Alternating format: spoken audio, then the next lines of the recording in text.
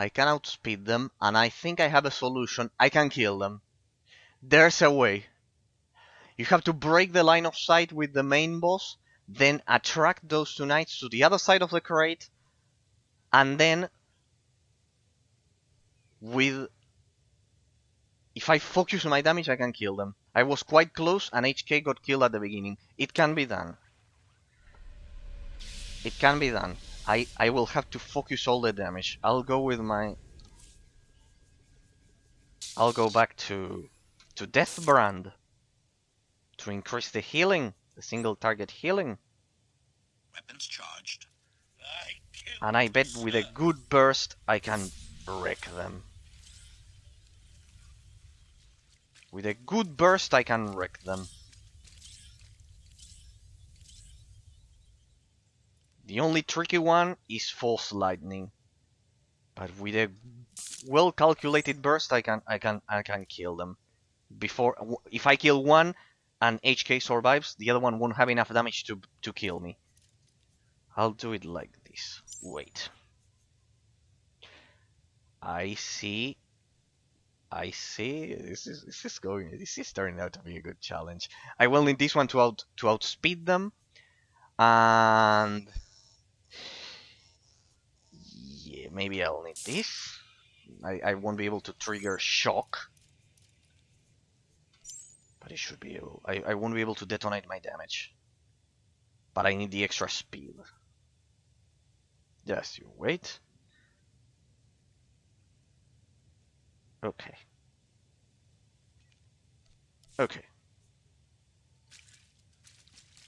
I just need to get the timing right. Wait a sec. With polarity shift. I need to save polarity shift for those two knights. We're seeing a lot of action in the south corner. It's like it's raining sky troopers. HK passive here. That's it. Break their line of sight. And follow me. That's it. Damn it. Stupid companion dying.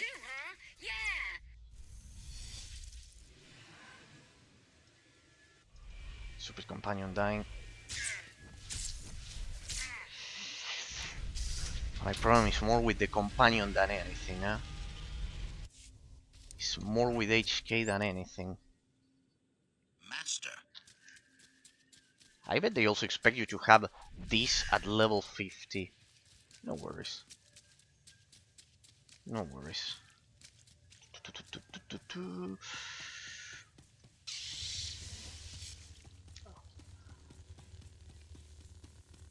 Yeah, phase walk can be a bit important to break their line of sight, but it has to do with protecting your companion until phase 2. Let's see. A healer could do this much easier, probably. Not gonna play heal. Seeing a lot of action in the south corner. It's like it's raining sky troopers. You here, attack here, not the companion. Attack me. Attack me. Attack me. Attack me. That's it. That's it. That's it. Attack me. Attack me if you there. Shit. They attack him, huh? These stupid NPCs are not that stupid. Well, attack him. I think they just kill him in one blow, if you ask me.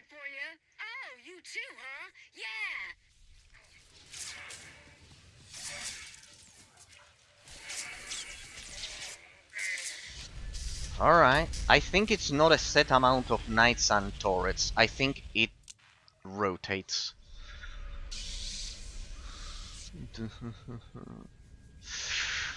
We need to analyze this. No worries, no worries, no worries. Master, your threat is hereby terminated. Yeah, I'm clearly out of my league in terms of gear here, but that won't stop me. That won't stop me.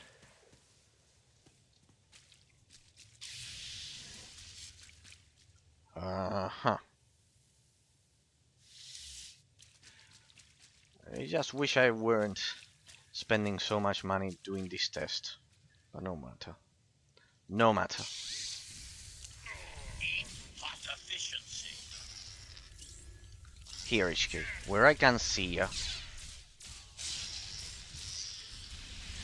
We're seeing a lot of action in the south corner. It's like it's raining sky troopers. How about this? Ah, it's the explosions that killed him Can anyone support us? last time. Stay here. It's the explosions, people. It's the stupid explosions that you cannot control. Alright, let's see. Ah, it restarted? What? Why? Why did it restart? Huh? Now this is cheating. I had you right where I wanted.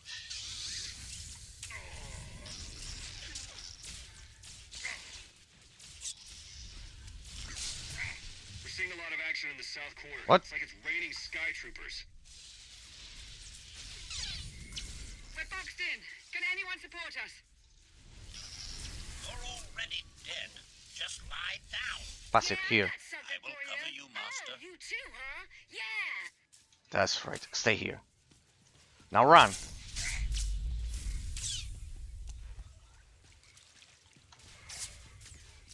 That was a moment. Heroic moment.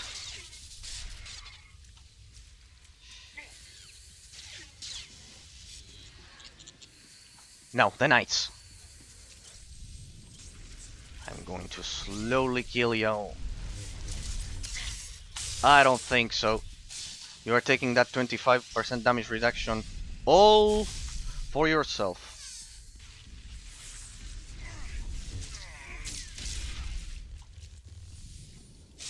One dead. Oh no, you're not touching me. And now you don't have the damage. Increasing Ah, look at that, I can force choke you.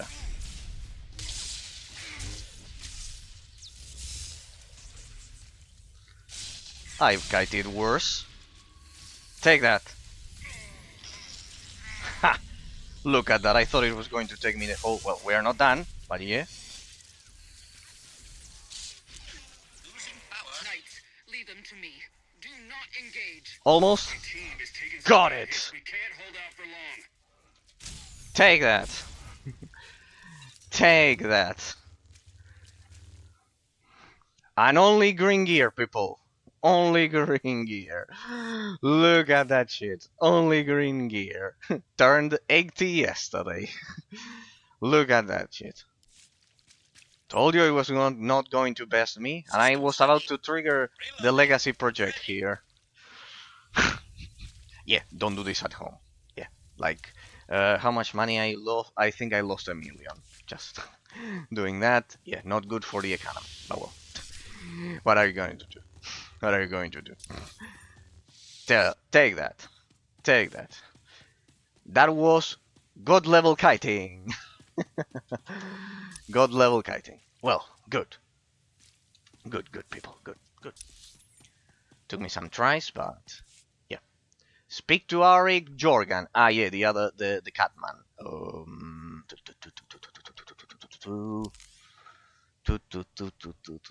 I need to summon the Catman. There. Catman. Imagine trying to do this shit with a level 1 companion. Like, imagine people. Imagine that shit. Like this, mine is level 30, yeah, and not even 50, which is maxed out. Oh well, I also had that handicap. No matter. I just had to adjust the rotation and run like crazy. Good.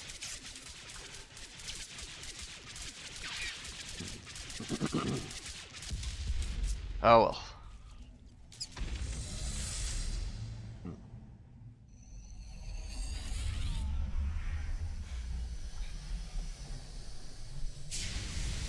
Any last words? Ban that garbage. Had to be droids.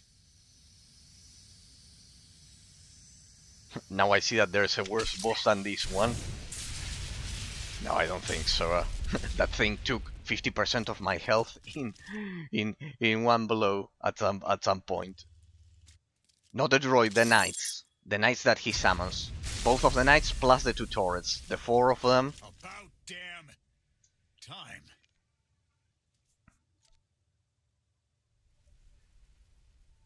Sorry, I cannot play the soundtrack. It's just that I it's thought full we of might not copyright. make it. I'm glad to be wrong. Did you follow us? When we heard your call, we knew what had to be done. We've spent our entire lives being protected by our droids, by you. We want to stand for ourselves. Won't get any Now argument we'll from get me. back to the analysis, people. Let's get back to camp, huh?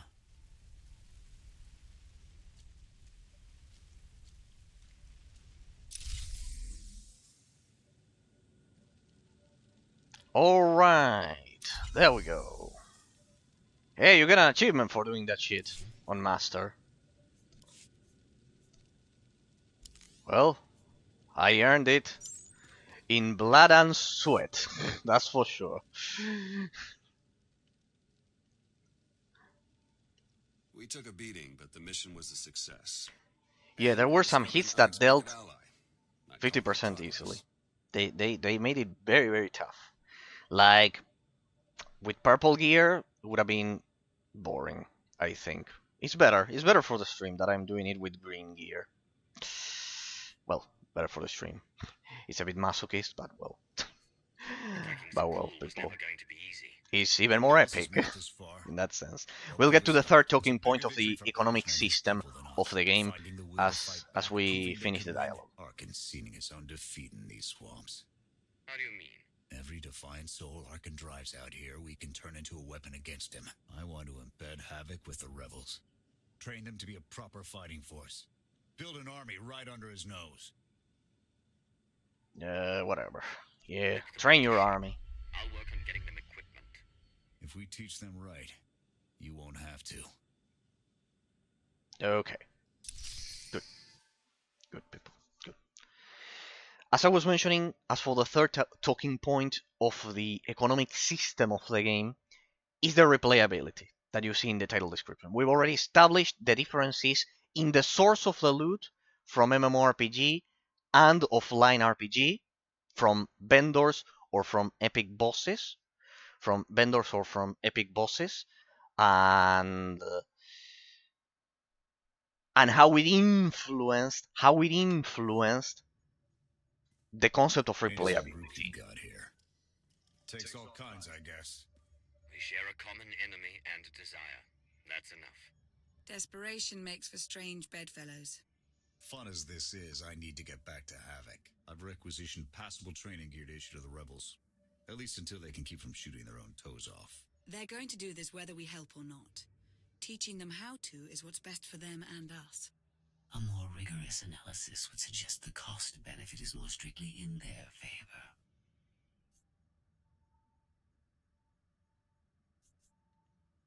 If we succeed fostering a rebellion on Zakul, it may hamper Arkan long enough for the We rest of the continue now, galaxy people. to strike back. It is not my understanding of the situation that needs to be corrected. Pushy droid you've got. You don't want to call her that. What? Pushy? Droid, the extent of my being is beyond your comprehension. Yeah, clearly. If you need me, you know where to look.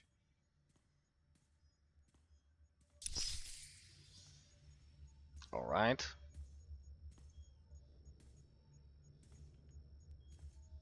There we go. Perfect. Let's get to the third talking point, people, as we finish this chapter after that legendary battle.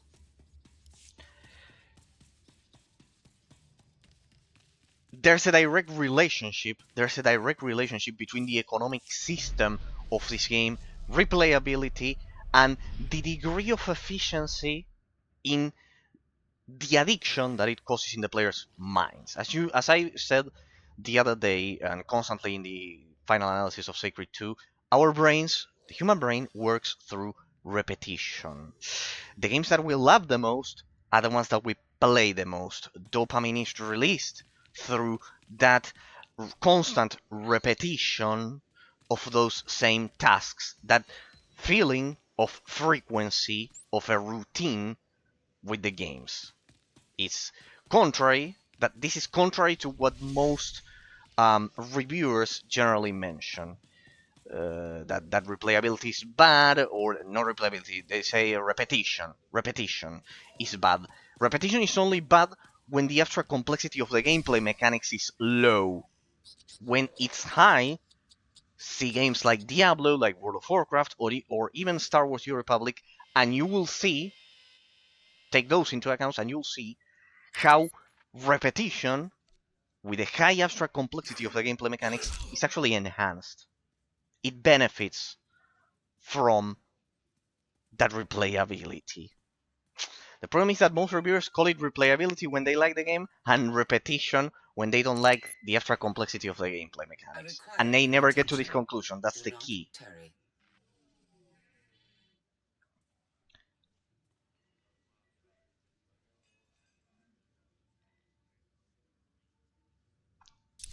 So, how does the item system that we covered at the beginning, with the classic Blizzard classification system that this game uses, is the same as World of Warcraft and Diablo, pretty much, now more than ever that they've included gold. Back when I played the game, it was only purple.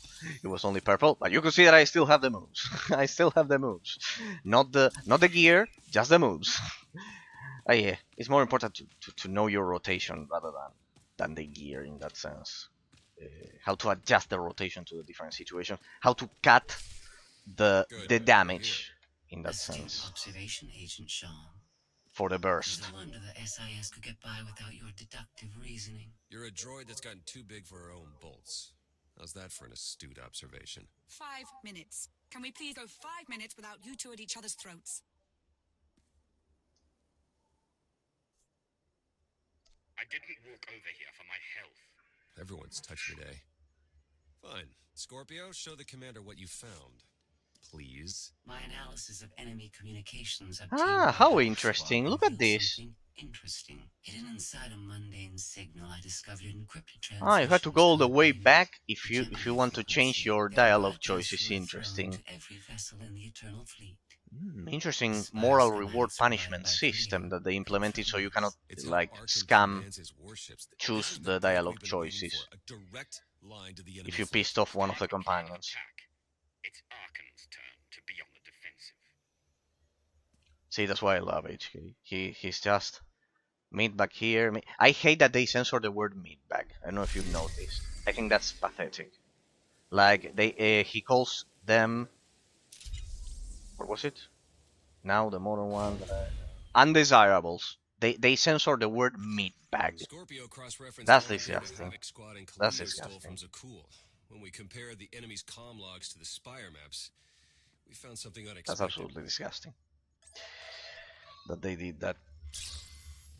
There's a hyperwave relay station hidden 10,000 meters beneath the Spire. It's the only source of Gemini frequency transmissions to and from the Eternal Throne. That's how Arkham commands the fleet. And we know where it is.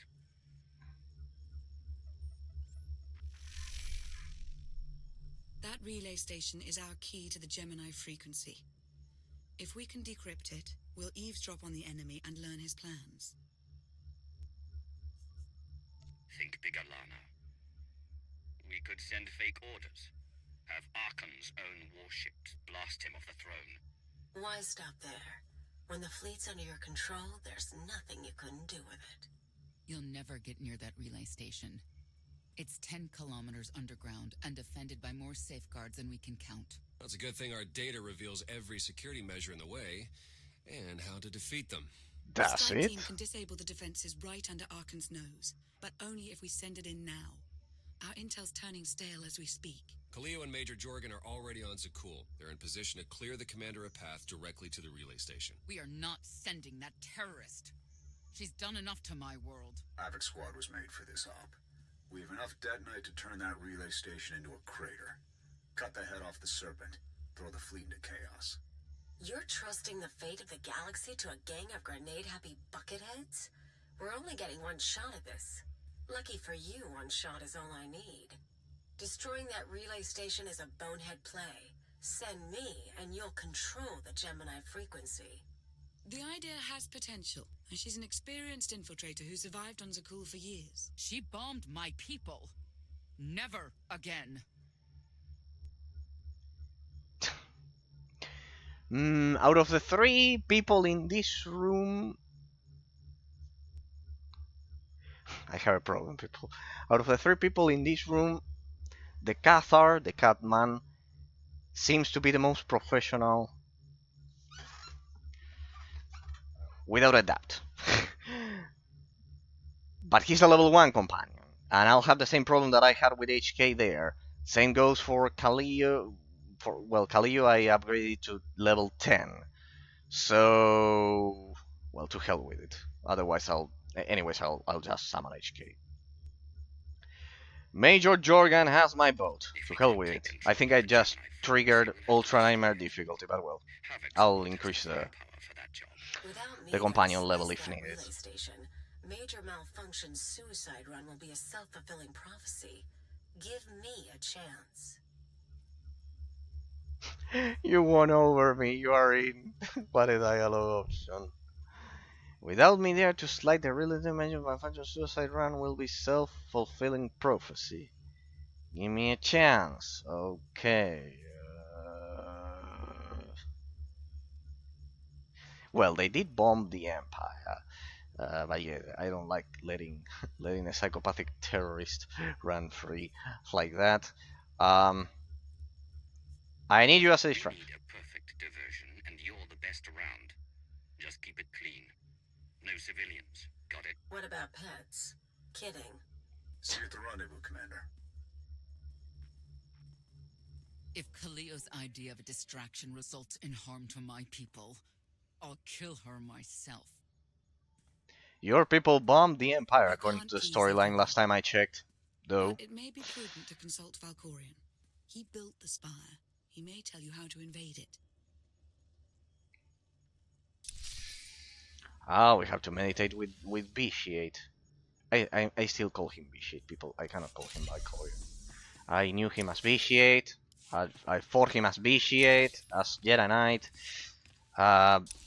He will be Vitiate. In this stream, it will be Vitiate. It will be Vitiate.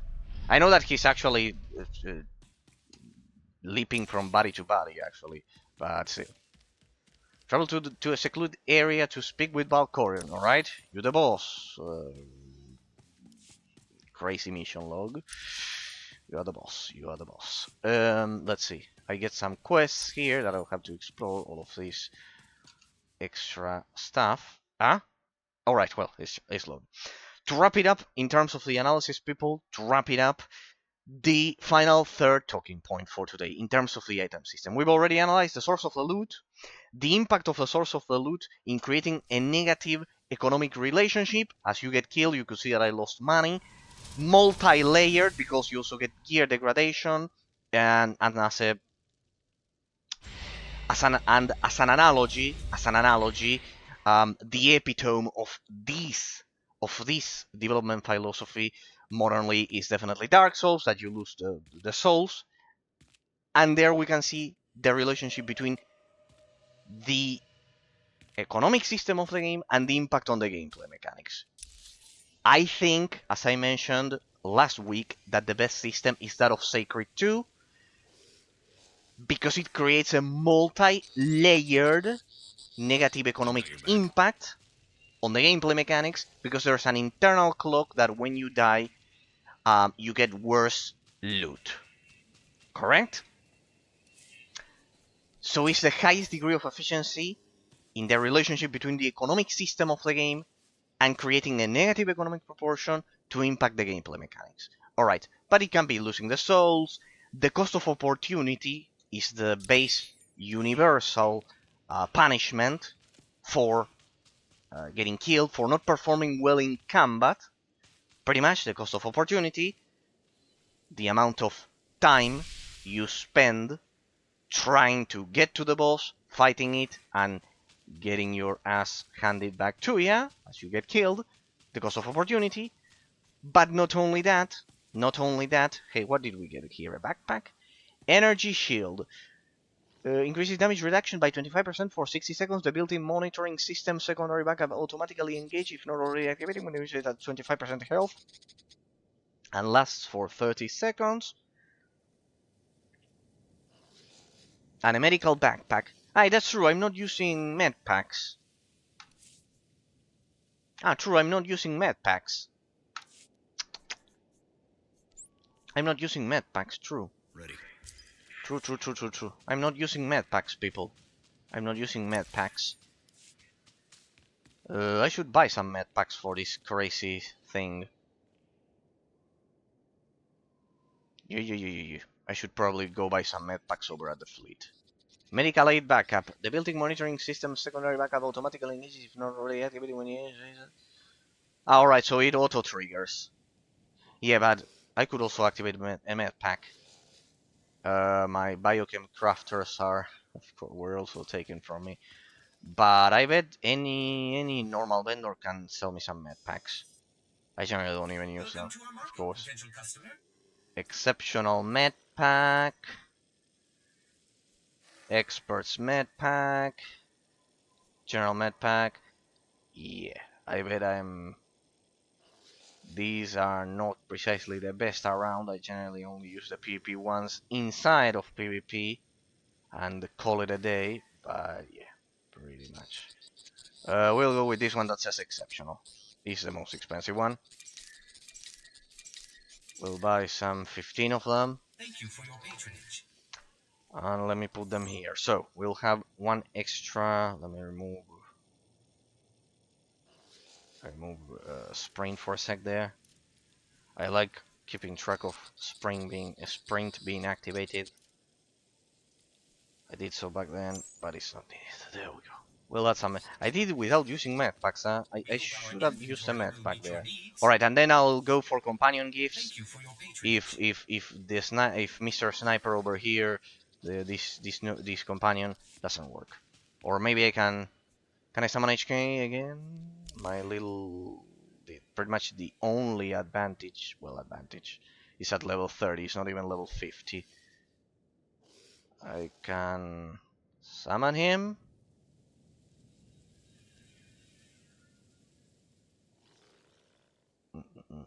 Why did they have to kill Dathmar? Out of all of the companions, that would have been the only one I would have wanted to use.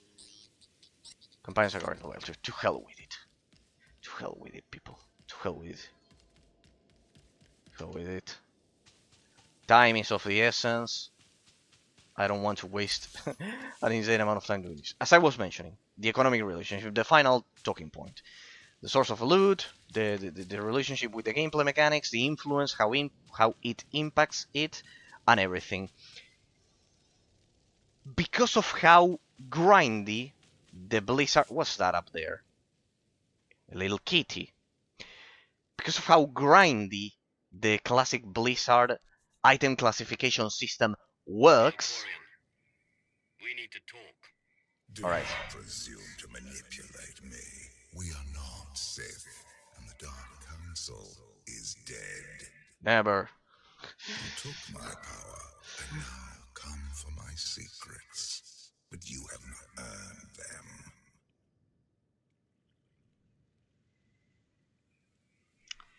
I'm offering you victory. This is no time to argue. So, in the end, you are forced to talk to him.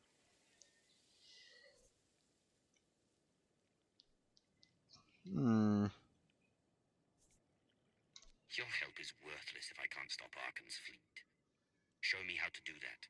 I am not your servant, and you have trifled with my patience for the last time.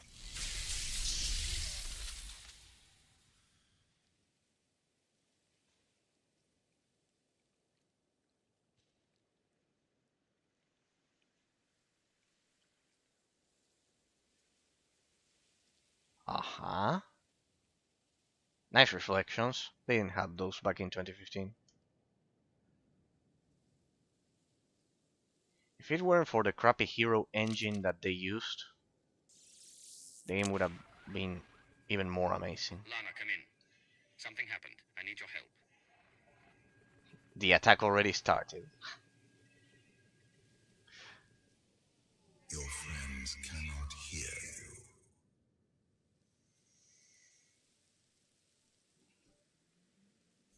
You brought me here. Why? Sometimes evolution requires a push or a sacrifice. Interesting. You have forgotten what it means to face death alone. Now this is ironic after facing that boss half an hour ago. Totally. The path has been laid before you, but you refuse to tread upon it. Good to go. That will change. Welcome to our market, potential customer. Now that's ironic. You've grown unaccustomed, not used to deal with death alone. And ironic that that I had to beat that boss like that with shitty green gear, with the instance isolated only half an hour ago. Now that's irony. That's irony. Irony overrepresented, like exaggerated by 1,000.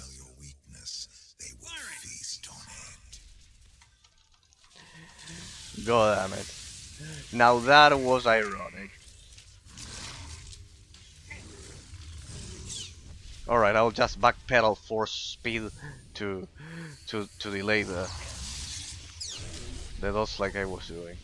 Alright, I can go back to my normal rotation. Give me back my shock detonation there. Let me go back to my rotation. So if it's a standstill target, if I can survive one blow at least, it'll be okay.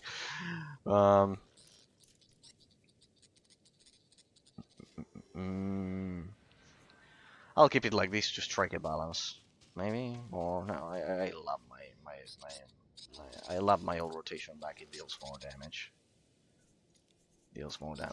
Let me set it back. My beautiful rotation here, more or less like this. Perfect. And the skill tree, immersion. There we go. All right. Good. That should do it. I just need to remember to change it back to my PP formula after I'm done. Okay, so I was mentioning, final talking point for the analysis today, ladies and gentlemen. The idea is that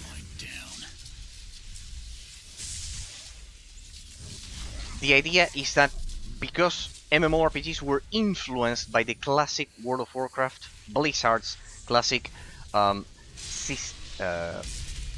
loot system, gear classification, white, green, blue, purple, and legendary, yellow, and orange.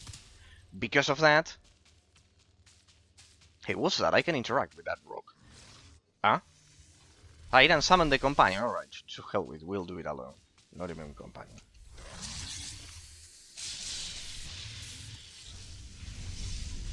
No worries. I'll just do all of the damage up front at the beginning of the rotation, and then just let the damage over time do its job. You have a destiny to fulfill. I am tired of being disappointed by your lack of progress. Okay. What do I do with this shit? It's an isolated location. What do? Clear the shade, blah, blah, blah, blah, blah. No, I have to go back. Ha! How are you going to get here, little guy? Up here? Ah, they jump. Oh, well, no, they don't jump. They just have pretty good pathfinding. That's another aspect that we have to analyze, huh? The detection range and pathfinding of the enemies in MMORPGs, people.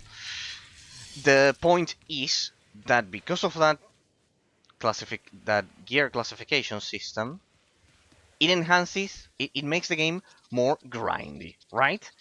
But in turn, the cave has collapsed. Keep searching for a way out.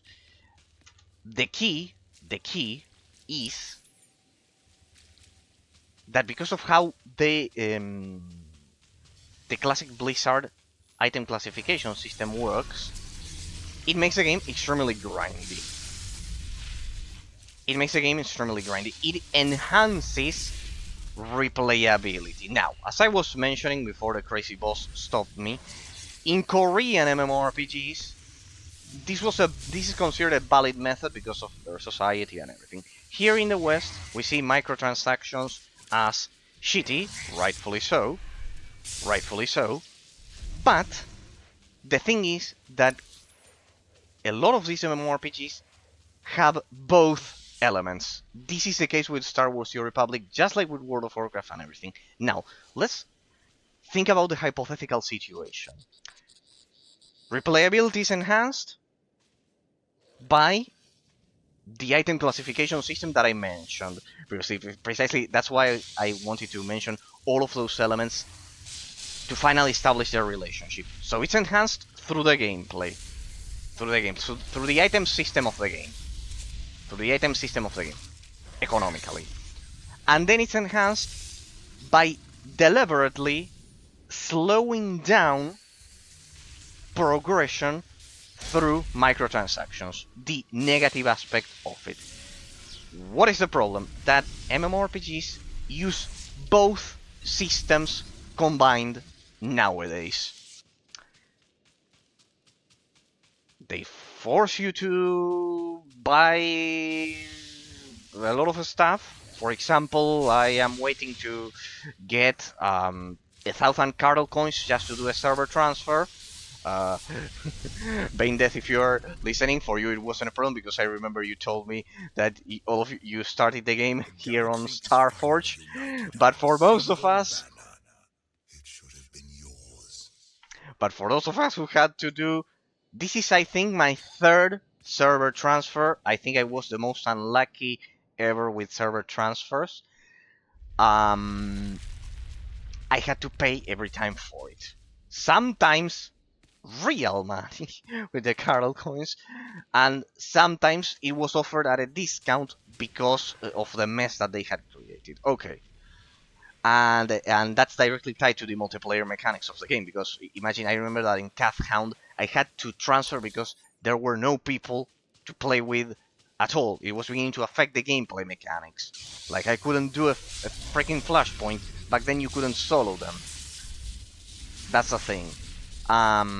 It was deserted. Then in Prophecy of the Five it was a bit better, and then again, I'm still waiting to transfer my sniper. Alright, but for that I had to pay money. I had to pay 1,000 Cardle coins, and now I had to sub to uncap the level. The level cap. Okay. You would be dead. Perhaps I should have let you go then.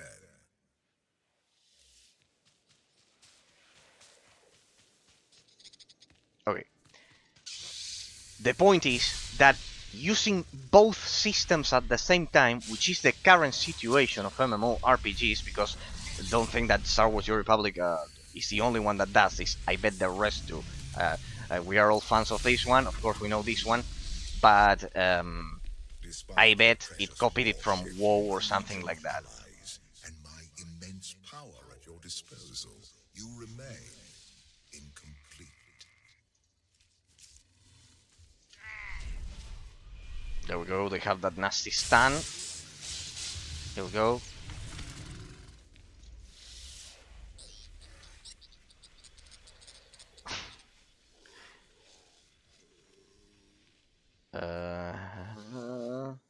I still got it. What is this achievement? Defeat non-player enemies across the galaxy without the aid of your companions. No companion can be summoned. What kind of a stupid shit is this? Well, what a stupid achievement, like fighting without companions. Like, the companion system is baked into this game. We were discussing it the other day, precisely. Can I mount in here? No. So, when both systems are combined, when you enhance replayability by artificially increasing the grinding through scummy pay-to-win and monetization tactics, and also through the economic system of the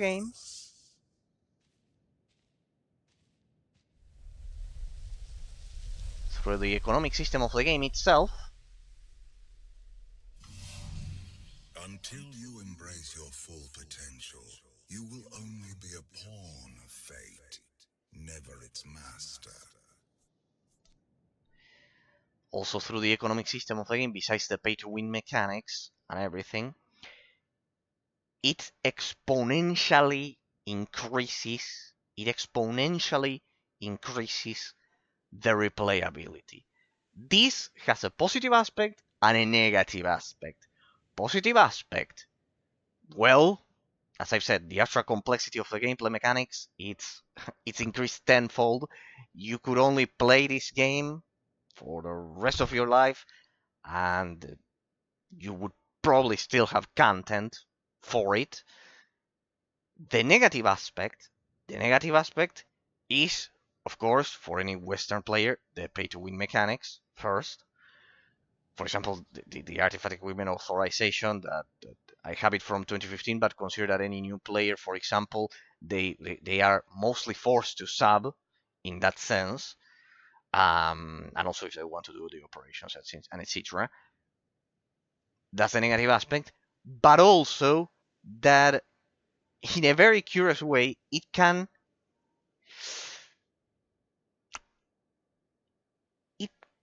persuade new players from actually playing the game. Have you noticed that I complained in the first stream of the series that that the PvP queue was much more active back in 2015, for example?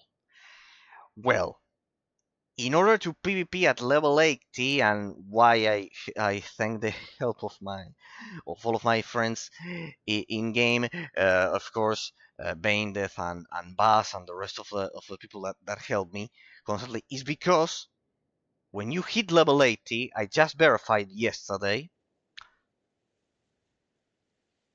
that not yesterday, on Sunday when I was playing with Bass, that offline, I play offline a lot, people. I play offline.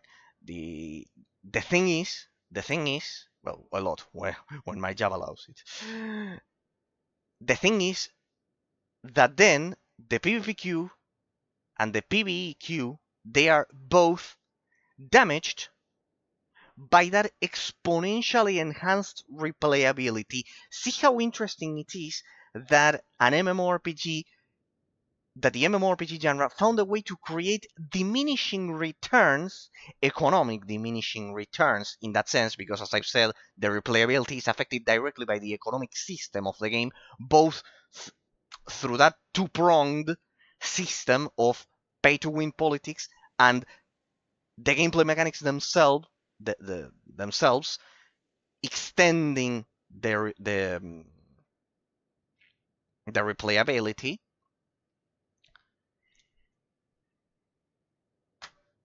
And because of all of that, a lot of people don't queue PvP because you have to farm for the gear in order to not be killed in 2 blows. For example, you also need to have augments. You also need to get the data crons. I will do data cron hunting one day. I just need the presence once. I'm reserving them to do them on stream with you, so I can at least have a recording of what data cron hunting was in the game. I just left the presence ones that only affect companion efficiency in combat precisely. So the Datacron's biochem, which is a profession in the game that allows you to that Steam that you see me using all the time. All of those, the enhanced replayability of the game ends up creating diminishing returns by scaring newbies from getting into the game. MMORPGs then found a way to use the economic system to create a negative aspect of this topic that I constantly mention all the time as inherently positive under normal circumstances.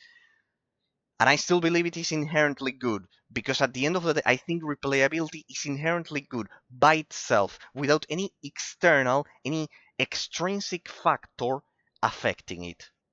Per se, by itself, in any game, regardless of the genre, replayability is good because it enhances the abstract complexity of the gameplay mechanics. In offline games all the time, and in this one as well. And as if we are talking about the overall balance, it's still a positive.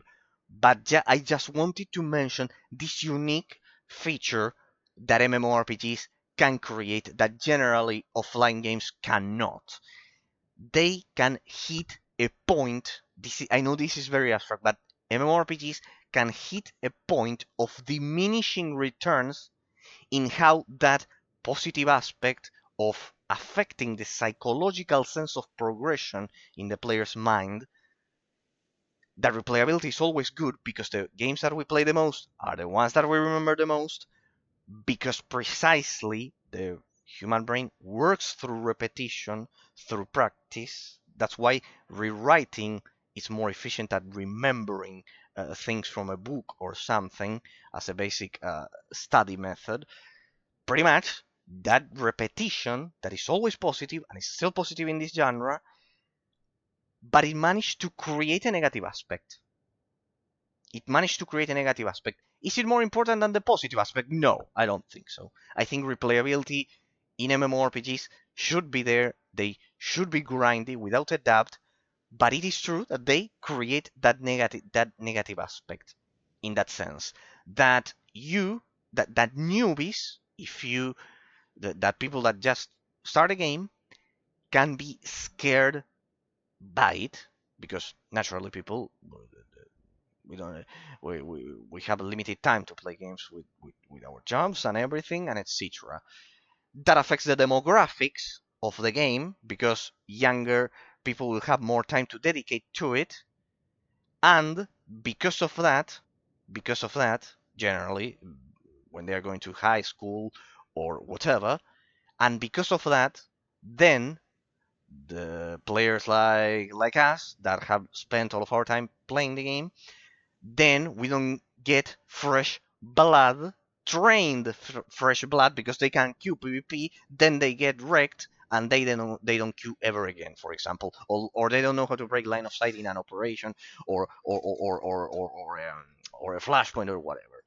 Then we don't get fresh blood, and that in turn hurts the overall population of the MMORPG, because the newbies say, well, to hell with it, I cannot do shit, I suck. They end up believing that, and no, it's just that they didn't have enough time to practice. And then us, the veterans, the old timers, we don't get enough fresh blood to keep the game going. And then the game dies. And then we cry like little babies, I guess.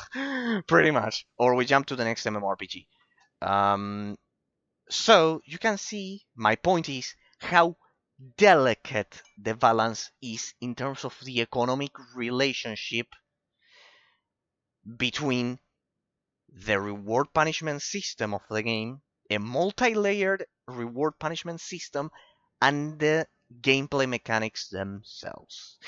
You can see how delicate it is, how important it is.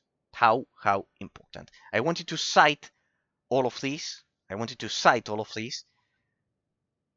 As part of the economic reward punishment economic system of the game that we started analyzing last Thursday, precisely as a framework of the economic system of the game. Okay, but I bet you could see my main talking points about the conclusions, the final conclusions as to why replayability is always good, because it enhances the abstract complexity of the gameplay mechanics in 99% of the cases, in all offline games pretty much. Even something crazy like Borderlands that is offline and you can grind for the best sniper rifle against Chromarax. It will be the most exaggerated example, I believe, because of the drop chance that is 5% or some shit like that. Even like that, generally offline games, offline RPGs even, don't hit a point of diminishing returns. That's the key. So, let's get on with the show, shall we? I follow my own path, Valkorian, not yours. You truly believe that? How pathetic. The future is not a river to carry us. It is the ocean in which we drown if we are not prepared. You have two destinies, Outlander. In one, you defeat Archon, claim the Eternal Throne, and remake the galaxy. In the other, you die alone, unmourned and forgotten. thought you're here to taste that defeat.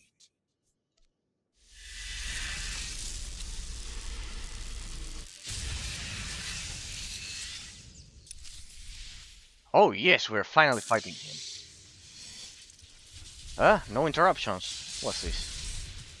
What? This a joke? Nice. Nice. Well, I wouldn't expect less from him, I guess.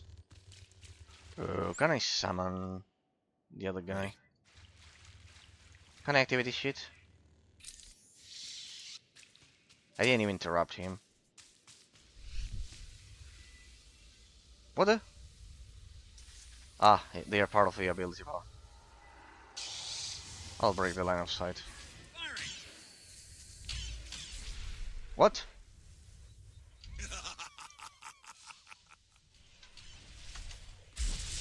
Fuck.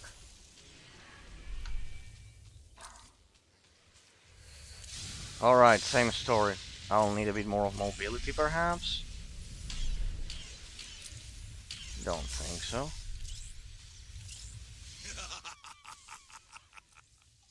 What the?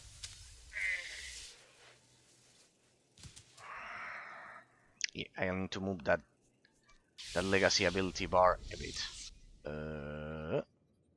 I generally don't account for extra abilities. There we go, much better. That fucked me up a bit, but let's see. I've got your back. Yeah, you got my back. Can you be a tank? Because I got heals here. It would be more useful as a tank, you know. In this specific case. Because I can heal myself somehow. Alright. Let me move this here.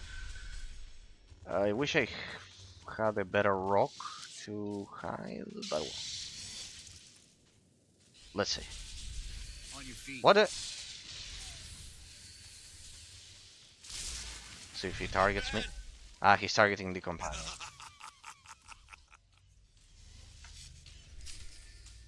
What? Guess I did it. Pitiful. They should have added that animation for a soul I sutter. believe you could change anything. Ah, maybe there's a set amount of tries.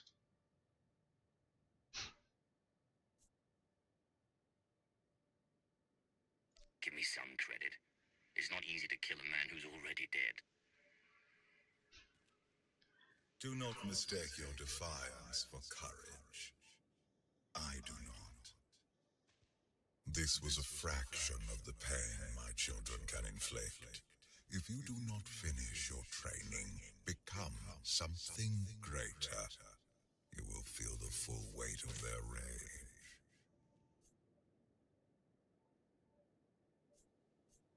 Training. I know every secret of Korriban, Dromund Kaas, and all the other worlds that dared challenge me.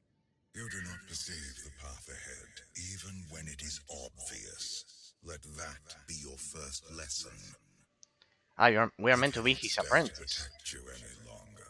There are matters to which I must attend, but I will leave you with a final token of my favor.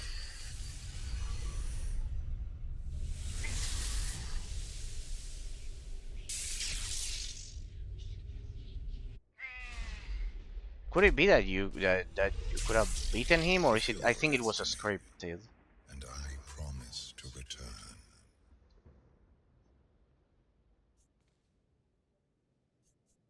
You can exist outside my head. Where are you going, and why? It is pointless to explain. You will understand when the time comes.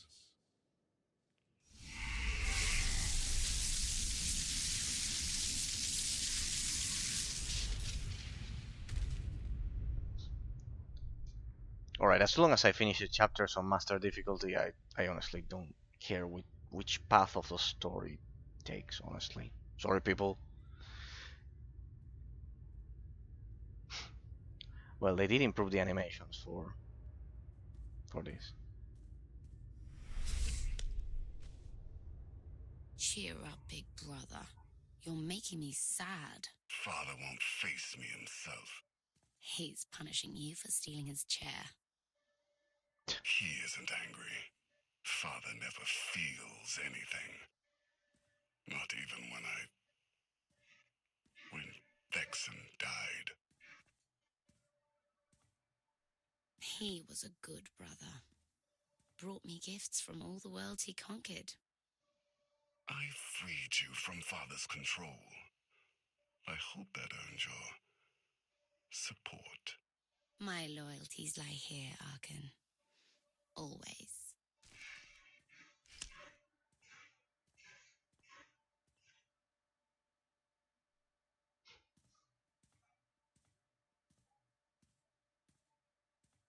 I wouldn't count on that. That one looks like the biggest psychopath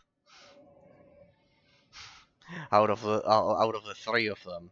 Valkorion, well, Bishit and Arkan and her. Now what? What's this shit? What? What? No way. This is the consulars. This is the consulars spaceship. What the? What the? What the fuck? Nice recycling, by the way. Title: Combat Techniques of a Jedi Master. Alright. This type of armor is often worn by a Jedi. What? This is getting interesting. This is the Consulars and the Jedi Knight ship. Though a bit limited. They did recycle the... Ah no, here it's a bit different. Original military coordinates have been erased. Ah, there's one more there. The hollow image of a young teenager in the center of this look reminds me of Theron Shan.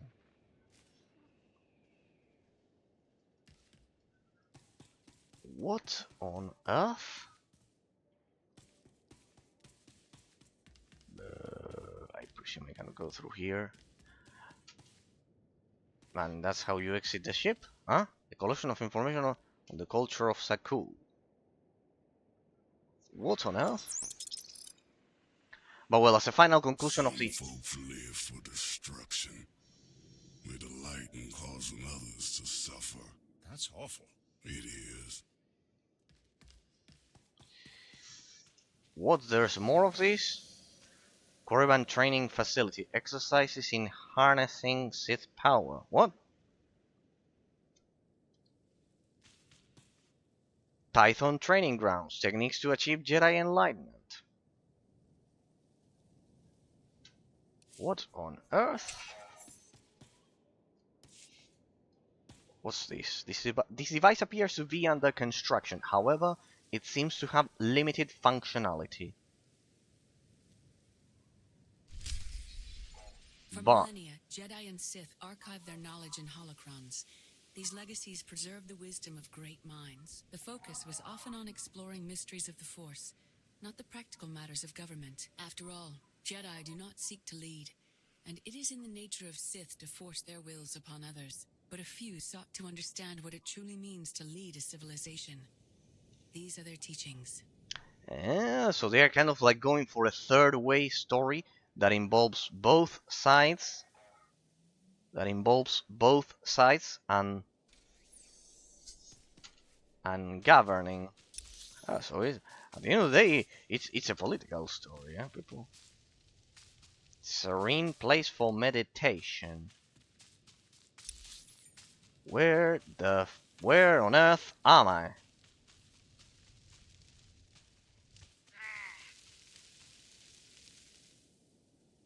Information about the Knights of Sakul. A journal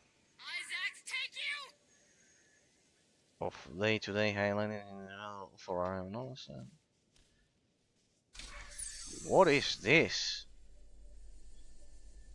It generally wasn't like this. But well, as a final conclusion for the analysis people, so I can proceed with this psychedelic journeys with vitiate through my mind, I guess, through the mind of a Sith Inquisitor, I guess. As a conclusion, because of all of those aspects that I mentioned, MMORPGs achieve a high degree of efficiency in the economic relationship, in the relationship between the reward punishment system and the gameplay mechanics, with a very complex economic system, with the positive of enhancing replayability to the maximum,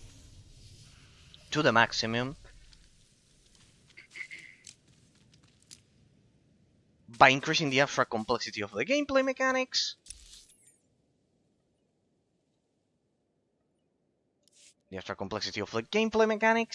but the MMORPG genre is the only one that pretty much manages to hit a clear point of diminishing returns because of the second aspect of it, which is the pay to win uh, politics that exponentially multiply I've waited for you a long time.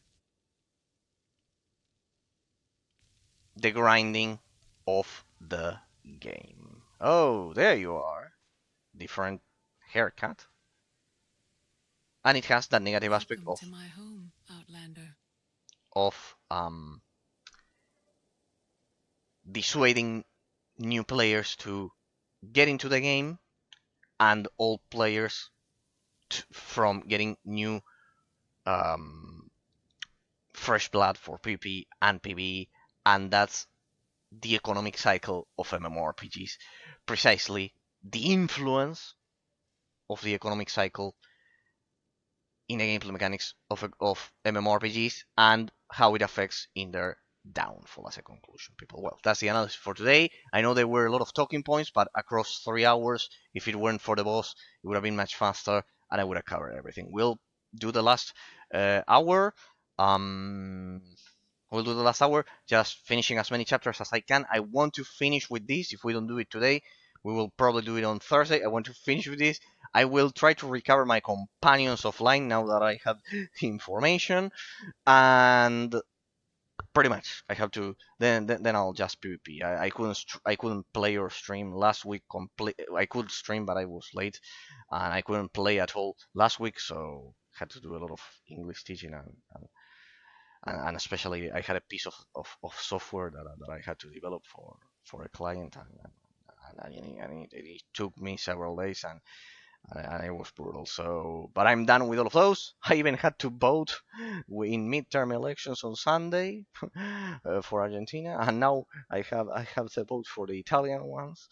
But yeah, I finished everything. So after this, I'll just eat and then come back, do some PP and everything, because I couldn't play last week completely.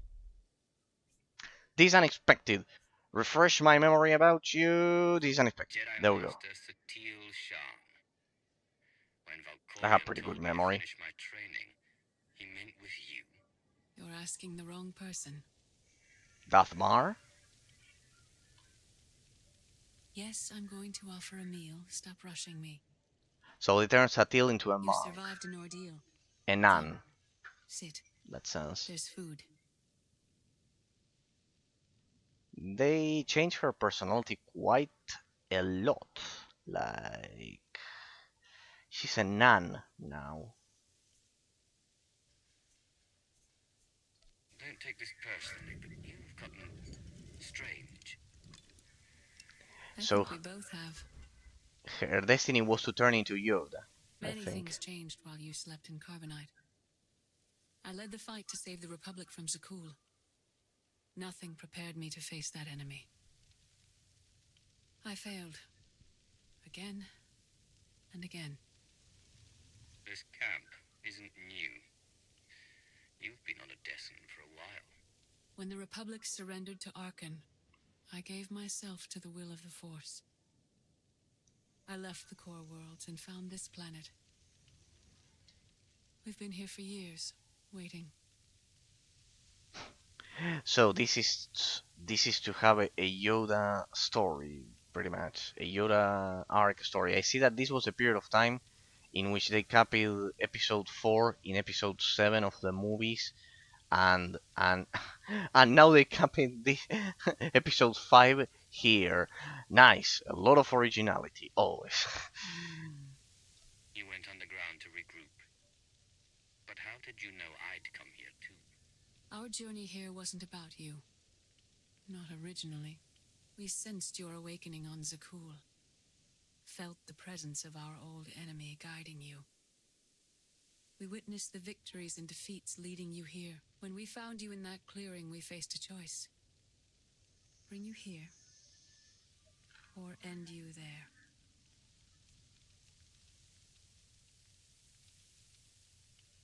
Excuse me? What the fuck? You don't have the stomach to kill anyone. Sith role playing right there, people. When necessary. Today it isn't. Valkorion strengthened your bond to the Force.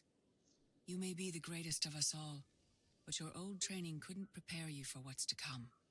You have much to learn. Follow us. Seek the answers throughout the valley. You will know when you find them.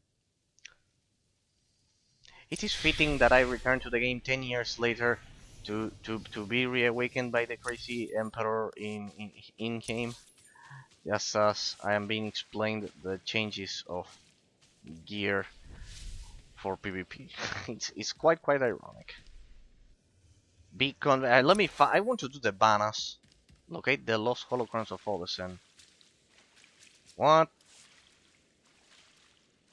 What on earth? At least the place is. They did a beautiful sky there. What?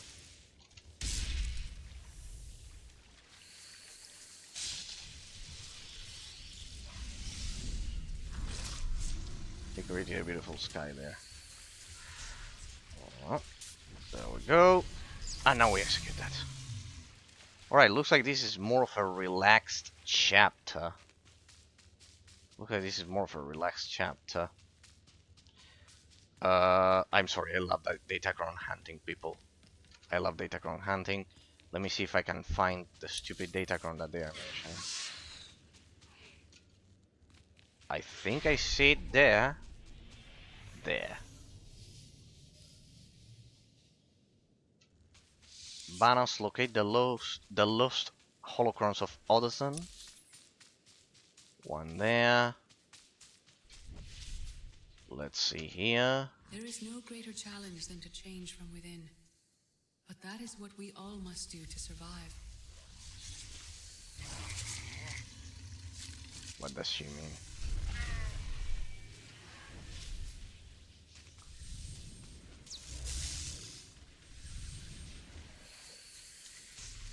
What, they are going to turn me into a Jedi Sage or what?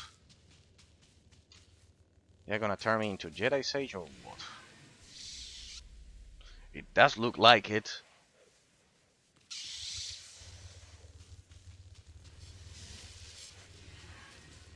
See, these are the consequences of PvPing without caring about the story, because I didn't do it back in 2015 as well. It's like it's like unfreezing an old caveman Sith. I was telling precisely Basti on Sunday. Even the Sith Empire learned that lesson too late. On countless worlds, I watched Jedi sacrifice themselves to delay inevitable defeat. I think it's here. Not let you meet their fate. Please. That Emperor brat cannot do shit.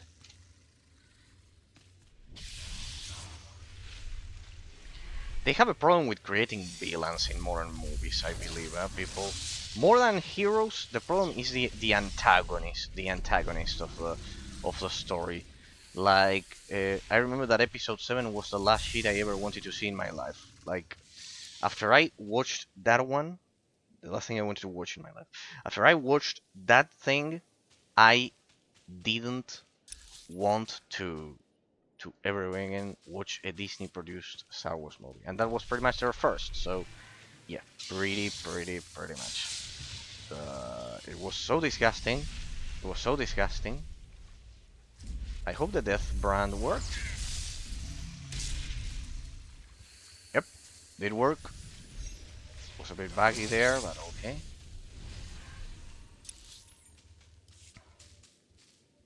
One more Banas I went to Zakul in holocron. secret to see the Eternal Throne myself. I still bear the scars of that journey. The scars are that you turned into you. That I saw the holocron there. I knew that it was something like that. I'm so used to deal with the data crons that give you stats, people. That's the key. That yeah. There we go. Do I get something? Huh. 20k, 20k creds. Okay. Okay, 20k creds. Go. Something needs something, I guess. 20k creds.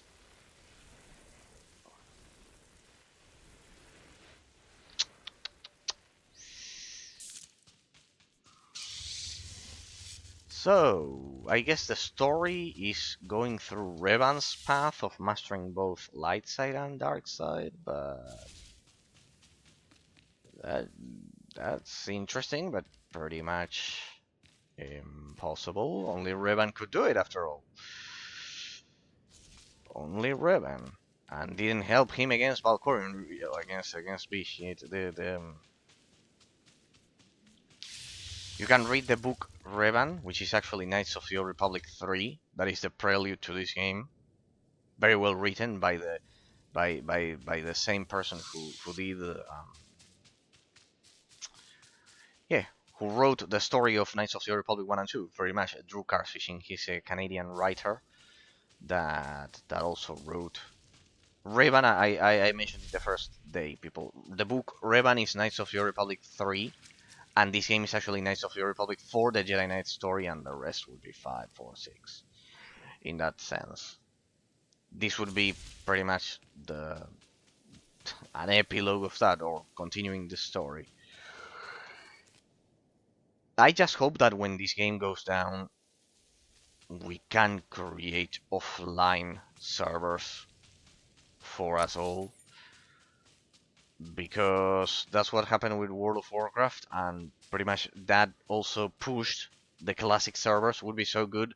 For me, the perfect update for this game, I think it peaked in 2.99999. I would grab the last update before hybrid builds were eliminated. Before they were eliminated. I remember I had my legendary engineering virulence sniper, was pretty much unkillable in PvP. It was unkillable, pretty much, and I enjoyed it a lot because it gave virulence the burst that it doesn't naturally have. That ironically now they gave to Madness Sork, so with the shock detonation. So Light and dark exist in perfect I think I was right 10 years ago. nexus in the Force. There is another world like it, Zakul. Arkan and his knights learned to use the Force in a different way from Jedi and Sith. It's why we couldn't truly defeat them. I faced plenty of warriors from Zakul. They fell, the same as everyone else. Don't confuse them with Arkan. And his sister is another problem entirely. Jedi approach the Force as a companion, and Sith try to enslave it. But Arkan's knights believe the Force is their reward for serving an ideal. They swear their lives to the Eternal Emperor. The more they honor his commandments, the greater their power. The knights obey their master without question, sacrificing everything for his triumph. Devotion makes them strong. You must become stronger.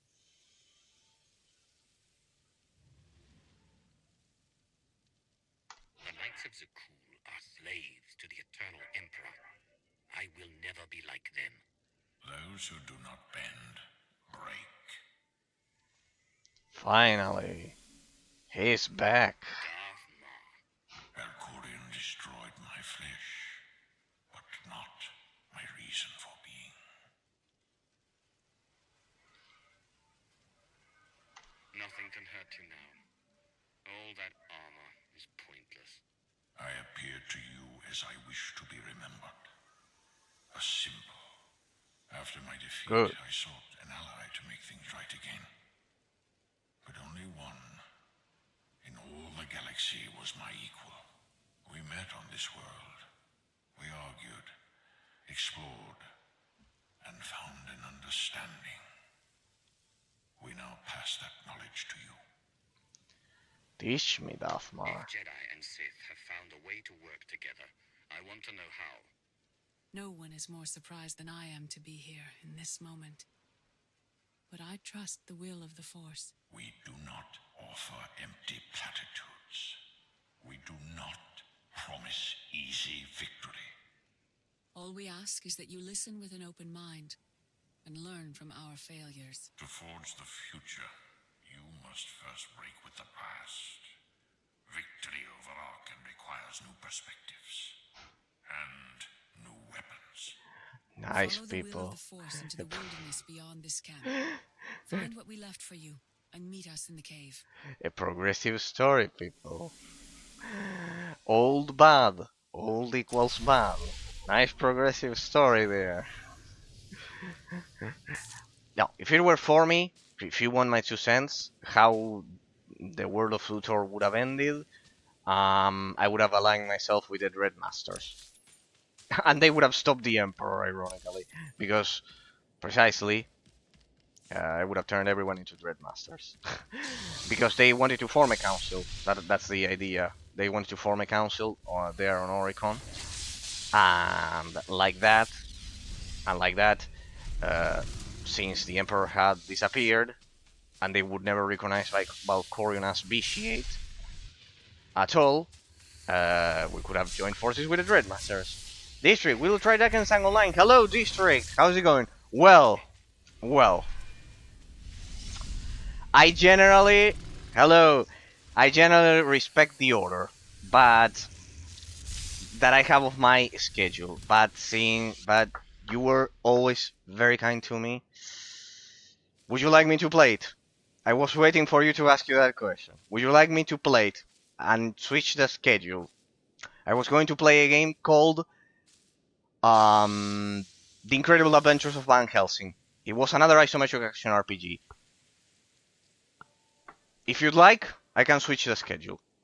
And play Drakensang Online with you. I'll analyze the story. And well, if you'd like, I can play with you. Would you like that?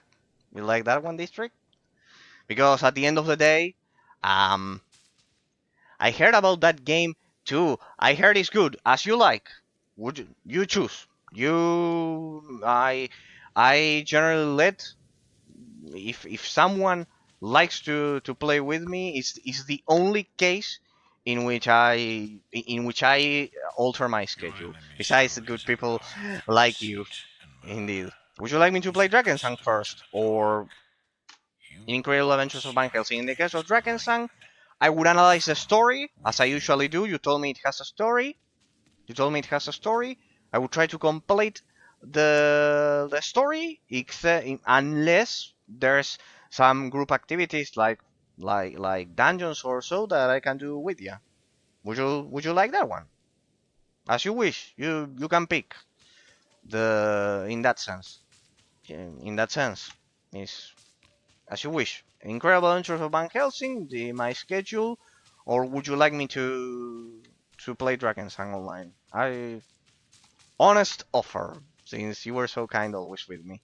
You can do Van Helsing first, then Drakensang. Drakensang will take you a lot of time. No, but if you want to watch me play Drakensang, no worries, because at the end of the day, you were very kind with me, and if there's one thing, precisely, I am is grateful in that sense. Would you like me to do Drakensang first? Would you like to watch me analyze the story? If I qualify the game bad, is the only thing I ask of you. Don't get mad at me. I can be quite severe qualifying. At least the story. So, as you wish. You wish. Okay, yeah, Dragons and first. I knew it. I knew it. I knew it. You are so kind and everything that you were telling me Van Helsing first, but I knew you would like that one. Okay, I'll analyze Drakensang. I'll analyze Drakensang. I'll begin with the story. I'll begin with the story. Then maybe I can swap Star Wars: Your Republic some weeks for Van Helsing and do both. We can do that. It would be all isometric action RPG, but I love that genre. Dragons Online deserves some love. Developers try their best to keep the game alive. Perfect, perfect. That's the only thing. I'll qualify the game with all of the flaws and positive and negative aspects that I see, and you could see that I'm harsh qualifying. That's the only thing. Please, just because I have had people that have also hated me for criticizing their favorite game. Not only crazy liberals. I have had everything. I have had it like. So it's the only thing I ask in return. That if I criticize something of the game, that you don't hate me completely. In that sense, is the only thing. I criticize this is my favorite game of all time, and no, no, no. Okay, well, perfect, perfect, perfect. Because I know how it can be when people criticize, for example, Star Wars: Your Republic, and I immediately do that, and even I criticize it, but it's when let's say an outsider criticizes your favorite game, can be painful. People can be painful. Okay, seeing you were always kind to me and everything, and no worries, I can swap the schedule. I was waiting for you to offer it to you. Precisely, I was waiting for you to offer it for you, to offer it to you. Okay, so we'll analyze the story. I also criticize the game. Ah, what would you criticize of your favorite game? That one is interesting. The monetization, perhaps you mentioned the other day with Flying Energies, that I also tell him thanks that he visited me at the beginning. Bugs. Well, we are used to those in Star Wars: Your Republic. Regarding the gameplay, the level design, the crazy things that I analyze normally. No need to get into the crazy metaphysics that I do. But for example, um, the balance of the difficulty throughout the story. Maybe it has unnatural difficulty spikes. Unnatural difficulty spikes. For example, at the beginning of the stream, Flying Energies mentioned that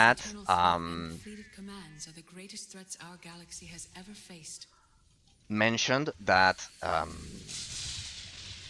you can do one hit kills in PvP, the balance of PvP, of player versus player combat, that everyone rolled warrior and they would do a spin, he mentioned. I have it here, I'll read it now. He said, zero balance. I asked him about the balance in PvP. People play warrior, spin and one-shot everything.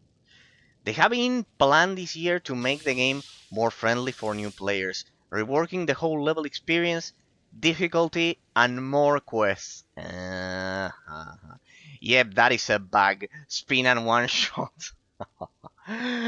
Well, maybe it's not a bug. Maybe it's that one of the developers, his first class was warrior, and he wants to own everyone else, and he's a jackass. Wouldn't be the first time. In Star Wars: Your Republic, I remember one of the main devs, when there was open world PvP combat, um, he logged in to play the game, and he told the Empire faction, stop, because the Empire players in this faction, like the Horde and the Alliance in World of Warcraft, they did the open world PvP, and they not only pushed their the republics to their base, but also took the base and were constantly killing them at the respawn point. And the dev had to enter and say, when you will play, choose server Heredur. Have the most players. Okay, okay, okay. You told me it's free to play, so no crazy subs or anything. Um, pretty much.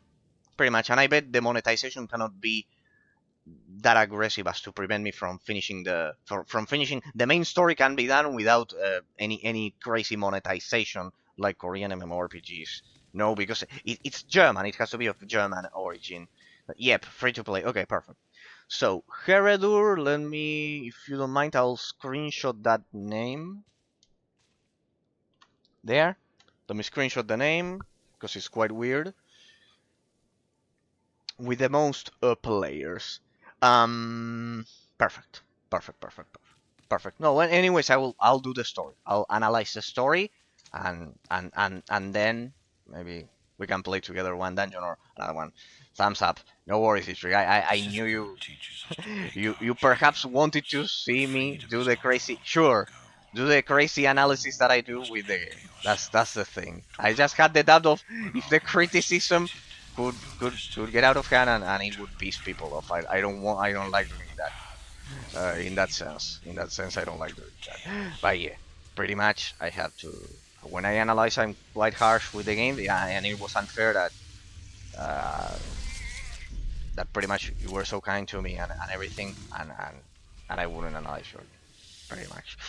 Okay, okay. And then after those, we can go for Sacred One or someone, or some like that. I have many ideas. We have plenty of years, people to explore the mysteries of all of the genres. We also need to play one called. I want to explore the British version of Dungeons and Dragons besides the German one, which is the Warlock atop Firetop Mountain. In that sense, quite good. It's turn-based in that sense, not my precise cup of tea, but quite good. Okay, so we'll do Drakensang. We'll do Drakensang.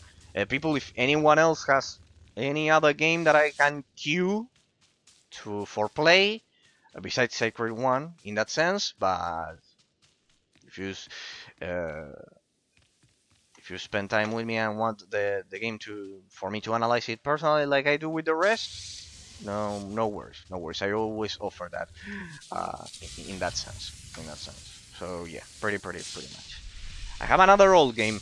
Which one would be District? Tell me and see if depending on the genre, I can add it. Which one would you like me to analyze? At least do you like the analysis, right, District? You never told me the crazy metaphysical stuff I talk about. But I bet that if you're telling me that, you love the analysis. That's for sure. Which one would be? Maybe I know it, maybe I don't. I had an idea for an old one, a brutal one. The father of all MMORPGs, Ultima Online, an offline reverse engineered version. I have. That one would be brutal. That one would be brutal. I bet no one even here remembers Ultima Online. Heroes of Might and Magic 3. That one is turn-based, right? No, that one I can't. It's turn-based. It's turn-based. Sorry. No. It's the very genre. Besides, it's a strategy RPG. It's a genre that it's like it's a genre I know which one you're talking about. It's precisely the genre that I cannot that one. I cannot that one. Sorry. No, because it's turn-based and besides with the Life, hexagonal I dismiss the Jedi game count. board with the hexa. No, no. There is no No, those death. one and survival horror There is games. only the No, Force. I get bored way too And fast. I everything get has a kind of like plan. not only The bored. will of the I Force begin to get is the driving current. I begin to get Follow kind of as like it dull. Like I don't know what to obeys comment orders. and I wouldn't know what to analyze because I don't play the genre and no. One that is not turn based, no, except survival horror, pretty much. No worry, but those one that one precisely. No, sorry, this no that precisely that genre. Oh yeah, sorry, District. Sorry from the bottom of my heart. Sorry, precisely my heroes. Besides, it's the one with the hexagonal keyboard. Like I can tolerate up to real time with pause. That one, yes, but the hexagonal keyboard, like waiting for them a million years to move like a chess match. No. You like those ones. You like those ones. You like turn-based ones. like Heroes of Might and Magic, then you will love the well, the one I'm going to play. Yeah, so you like turn-based ones? Then play the one that I have been mentioning, the Warlock atop Firetop Mountain. It's like Dungeons and Dragons. I am going to analyze that. We'll switch it for the Warlord atop Firetop Mountain. It is turn-based, but it's not with a hexagonal keyboard always on the same scenario like that. Like the Warlock atop Firetop Mountain will play. It's more like playing Dungeons and Dragons tabletop Dungeons and Dragons. That one is a bit more dynamic in that sense for me. Sorry. We'll switch it for the Warlock atop Firetop Mountain. There. A turn-based people. It's already a huge sacrifice for the Warlock atop of Firetop Mountain. Atop of Firetop Mountain is the video game. That is the tabletop of Firetop Mountain, or well, maybe it's that one.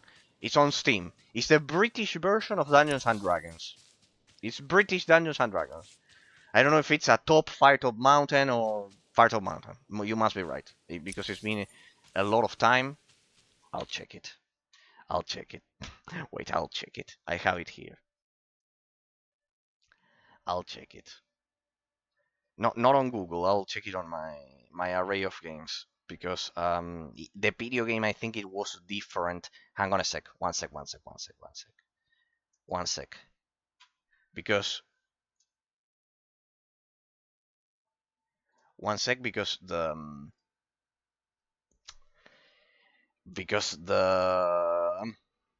hang on for it to load. Wait, because the the video game I think it had a different title compared to the tabletop game. That is definitely the one that you are mentioning. It has one version of I think I found it. Ah well. Then it's that one. I have it ready here. It's like Dungeons and Dragons tabletop game. Yeah. There's a DS one, a Nintendo DS one, that is like Skyrim. Yes, it's turn-based. Well, that one. And then well, I can recommend you some others if you like those. I play them kind of like secondarily because I generally don't like turn-based.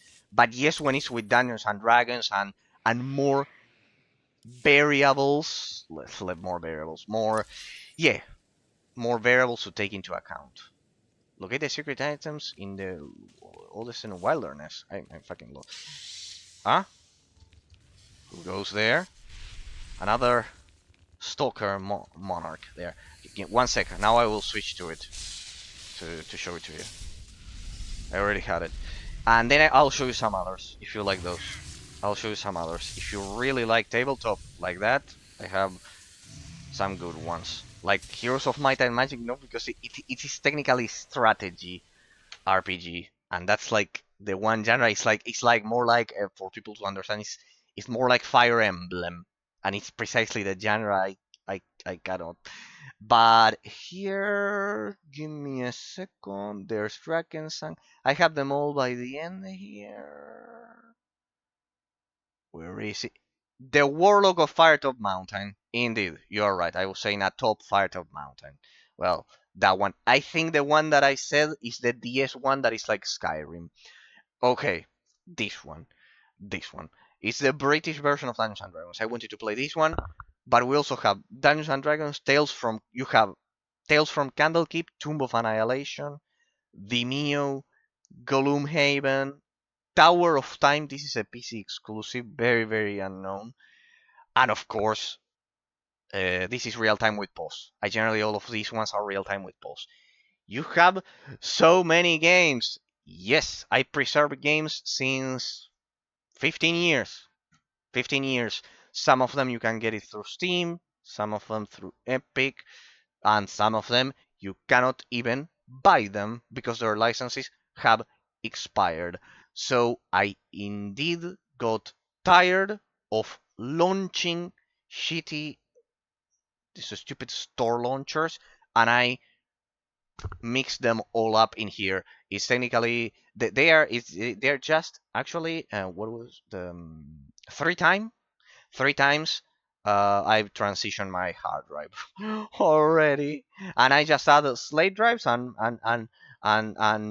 make copies once I buy them on Steam, on Epic, and etc. since 15 years. So pretty much, I had a I had to stop back when I went to law school, but then I finished back in 2019. Then with the pandemic, I had time to even expand it even more. Here you have the Dark Eye. Ah, I forgot about this one. Look at this one. This is tabletop Drakensang, but not how I play. It's like a modern incarnation. Here you have the Dark Eye, the tabletop. There, the Book of Heroes, the Dungeon of Nahelbeuk.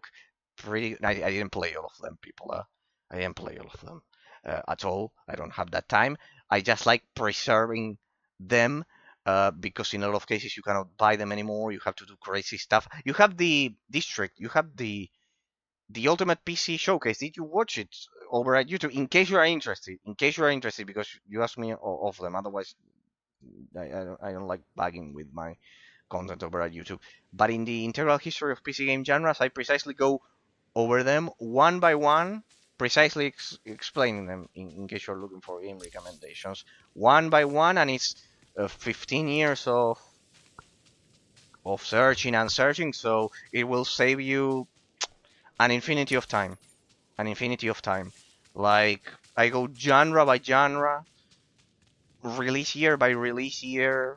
They are very, very long, but no need to watch them all. You just go to the genre that you like, and there you have everything. There you have everything. Pretty much, this is the key. This is the key. You know that this is my favorite game of all time. I played a lot, constantly, etc., etc. I didn't stop playing Star Wars: The Republic. I was mentioning precisely the other day because I got tired of it. Like you with Drakensang Online, you will get this. I stopped because felt, I thought that at some point it was blocking me from um, expanding my horizon in enjoying uh, the rest of the genres that pretty much the gaming industry had to offer. A pretty much, pretty much.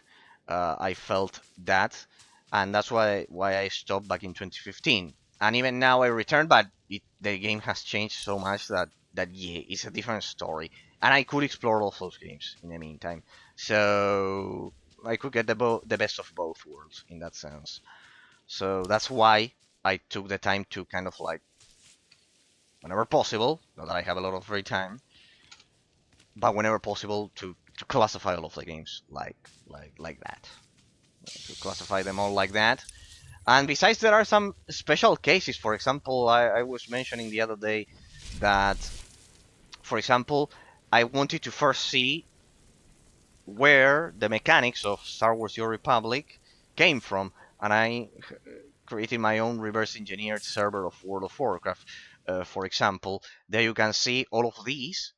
Here, Ultima Ruins and Riches, the Black Grimoire, Cursebreaker, this one is like RuneScape.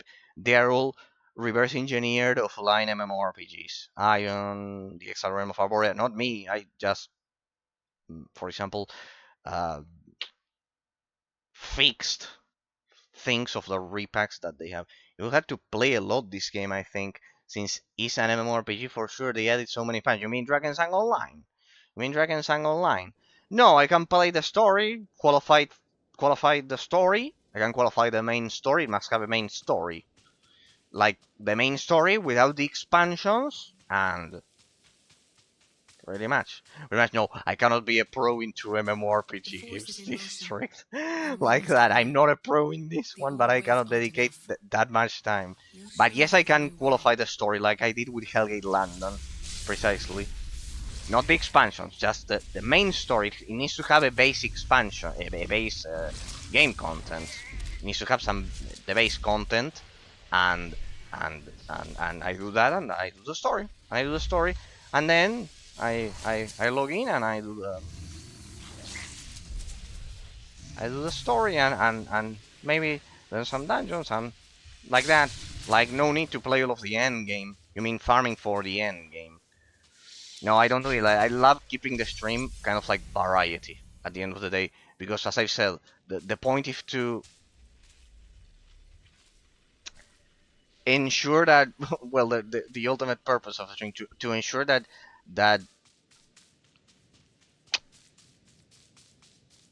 anyone watching them as YouTube bots then as well in the future that they expand their horizons as much as possible. That's why the insane amount of games and the game recommendations. I like recommending games to people that they don't know that they love, but they behave just the same as the games that they love. Pretty much alternatives in that sense. So no, I cannot play all of the end game of Dragons Online, but I can um, analyze the main base game experience without the expansions with the story. For example, like for example in Star Wars: The Republic, it would be from level 1 to 50. Level 1 to 50, you explore the story, and that's it. Not this crazy stuff that I'm doing that I didn't even explore back then. In that sense, I just did player versus player combat. So yeah, pretty much. I can analyze the story like I did with Dragon Sun 1, like that. I like keeping the format like that uh, because it encourages people to discover new games. It encourages people to discover new games. I know that a lot of streamers are successful by just playing a single game for their whole lives and etc. But it's not what I'm looking for. Honestly, I like doing variety, even if growth is shitty or slower or whatever, because at the end of the day, I'm contributing much. I feel I'm contributing much more uh, by exploring different options. With the Ultimate PC Games genre, you have the link down here. You can see all of the games that I have, like an arsenal, ready to showcase. Because at the end of the day, I am ensuring that then newer generations are not playing Fortnite 24 hours a day. Because otherwise, for me, it was one of the saddest points of the gaming industry when Fortnite launched and pretty much people just playing viral games and they don't ever learn. The problem is that they don't ever learn the mechanics, the gameplay, the level design, all of the things that I mentioned is not a coincidence. I do it because for me it's sad that you have millions of people, for example, playing Fortnite or the next thing that becomes popular, the Marvel Rivals, that Marvel Rivals Overwatch clone or whatever, but they don't know why they like those games. That's the problem for me. It's sad because when you don't know why you like something, at the end of the day, you cannot get to know yourself. You can never get to precisely the metaphysical intrinsic reasons as to why you love the game. The point of my stream precisely is that I am constantly explaining why a game is good or bad as objectively as possible with the crazy metaphysical stuff that I have been mentioning constantly, that a lot of people hate me for it and etc. And trying to find those objective reasons why a game can be good or bad. In that sense, I bet that at some point, that's why I was asking you previously, if it's interesting or not. If it's interesting or not. But I bet at some point, if you watched any of the bots, you've seen that I appreciate that a lot, and it's pretty much my contribution to society in that sense, like that. And it's what I enjoy doing. I enjoy analyzing. I when I'll let you in a secret. When I played alone, when I play games alone, anyways, I analyze them in my head instinctively. I always did, since very young, like as a second background task in my brain. So anyways, like this, I can say it out loud. The things that say out loud the things that I generally keep to myself when playing offline, and for me that's unique. And if I can share it with any of you, it's even more unique and irreplaceable. So yes, that's the thing. I may not be able to. Vulcan won't be conquered through passion or righteousness. He has emptied himself of weaknesses, like sentiment and morality. Do I have to use this? Okay, there we go. So it's pretty much the idea why I do variety, even if it's terrible for growth or whatever. I honestly don't care. The proof of it is that, as I always mention, the my first two viewers, pretty much some of my first two viewers were actually game developers, and they praised me for the analysis when I had 0 followers or whatever. So pretty much, they if someone who creates a game praises it, even if I criticize them, I criticize the games, their creation. Pretty much, I discovered that that is, for example, more valuable than just streaming one game for the sole purpose of growing or whatever. And besides, as I've said, um, I stopped playing this game. I stopped playing this game back then, not because I got bored of it. I stopped because I felt that I wanted to see what else the gaming industry, the developers, had to offer to me. Because if I play only one game in that sense, it's perfectly fine that that all of us have our favorite game and everything. But at the end of the day, for me, it feels like limiting oneself. I feel I feel it like that. Feel like that, and I criticize games, I qualify games, and imagine if I played only one district. Thumbs up. Yeah, sorry if it was boring listening to my really long explanation and everything, but yeah, basically is because of that. I do not. I honestly do not care if I'll let you in a secret on another secret district. Pretty much, I don't do this precisely for money.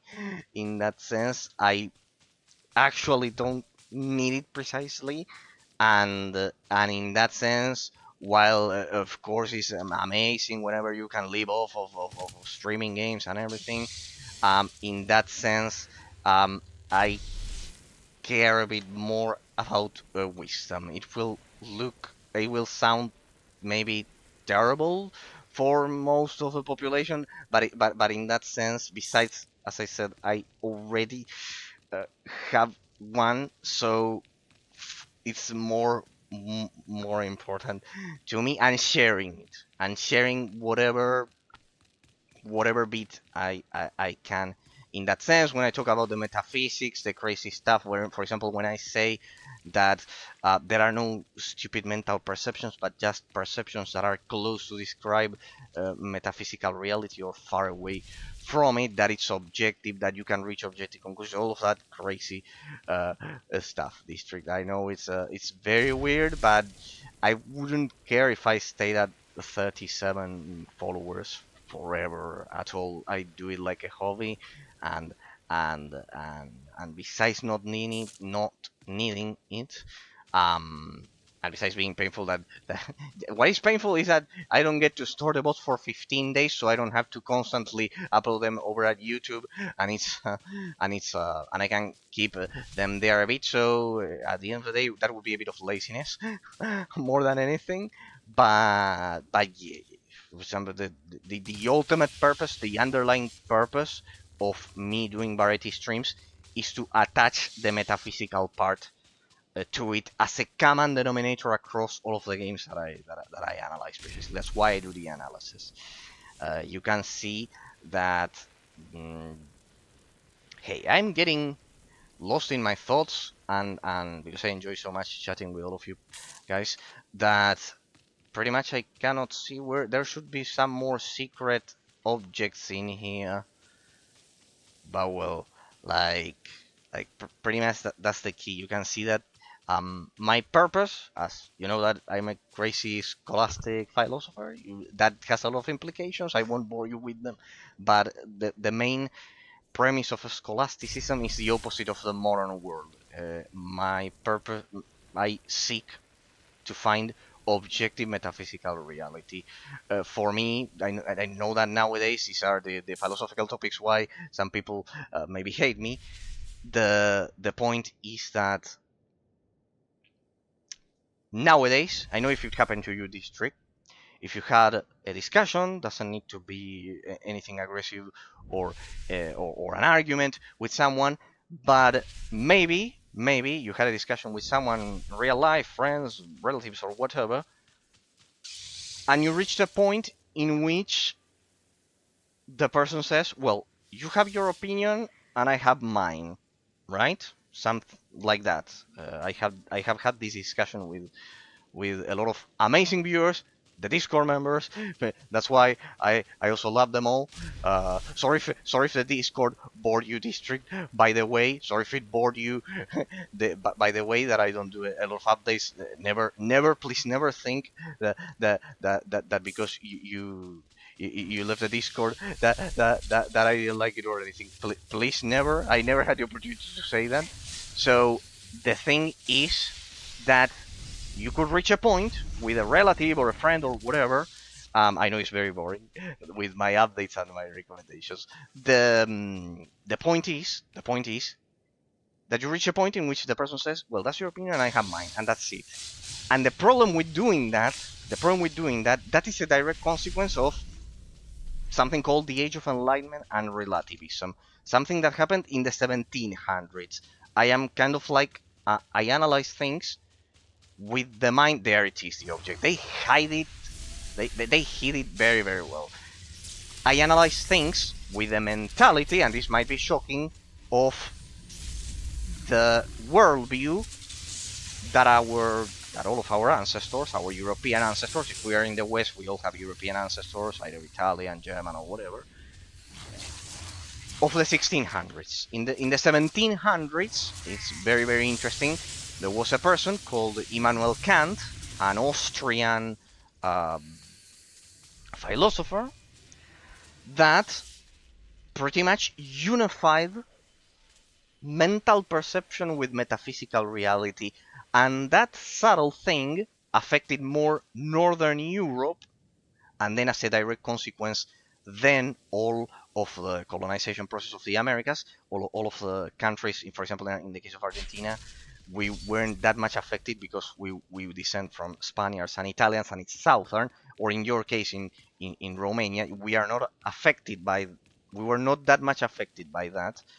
But, for example, in Canada, in the US, they received relativist influence from that Age of Enlightenment there, from that person called Immanuel Kant, through all of Northern Europe, pretty much. To be honest, I never heard of metaphysical reviews until I found your stream.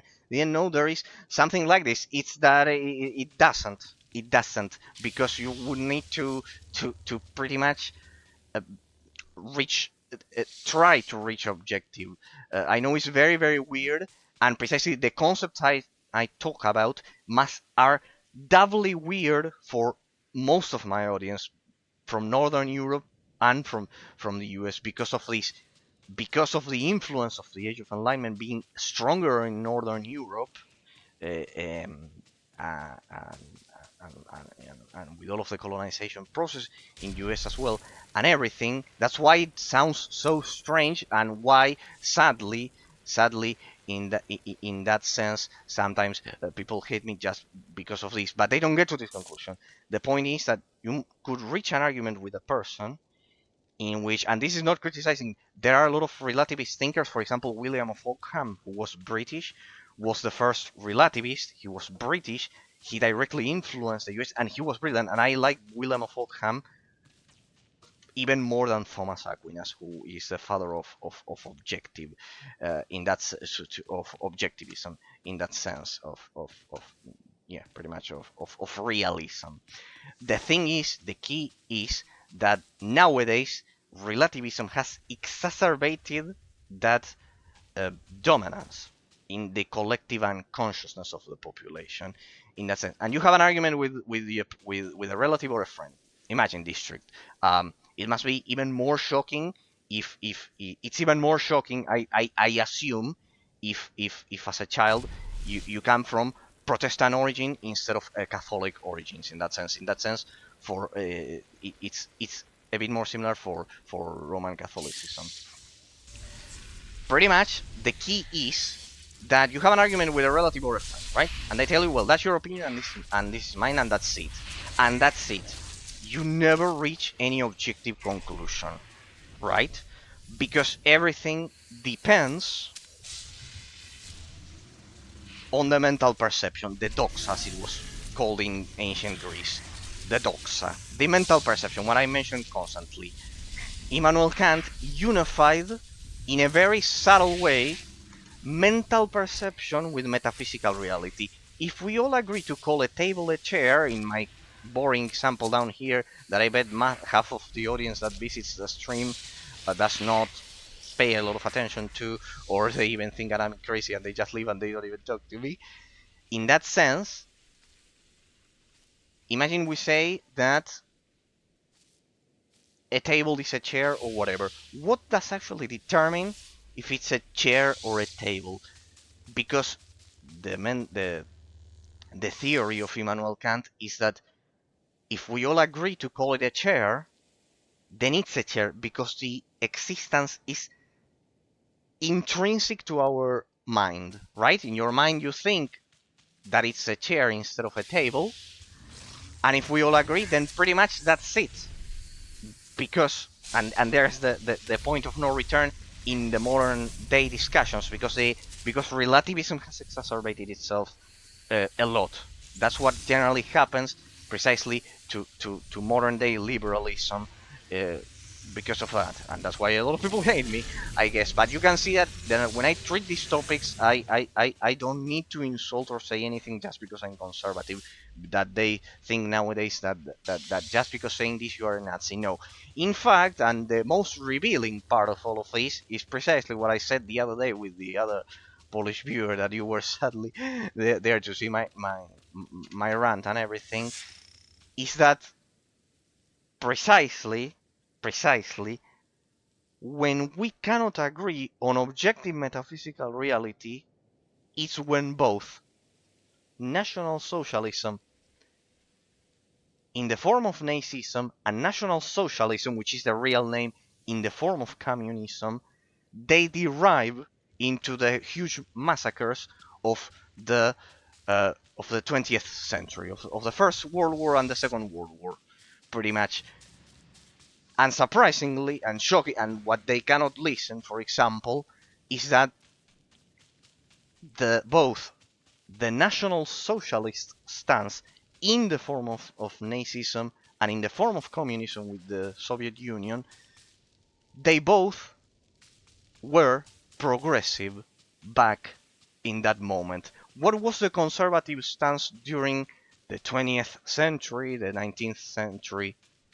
A monarchy, a medieval monarchy, which was a system that they were trying to kill those two regimes through different means. One, through unifying the sense of community, let's say, with socialism and all of the people that communism killed,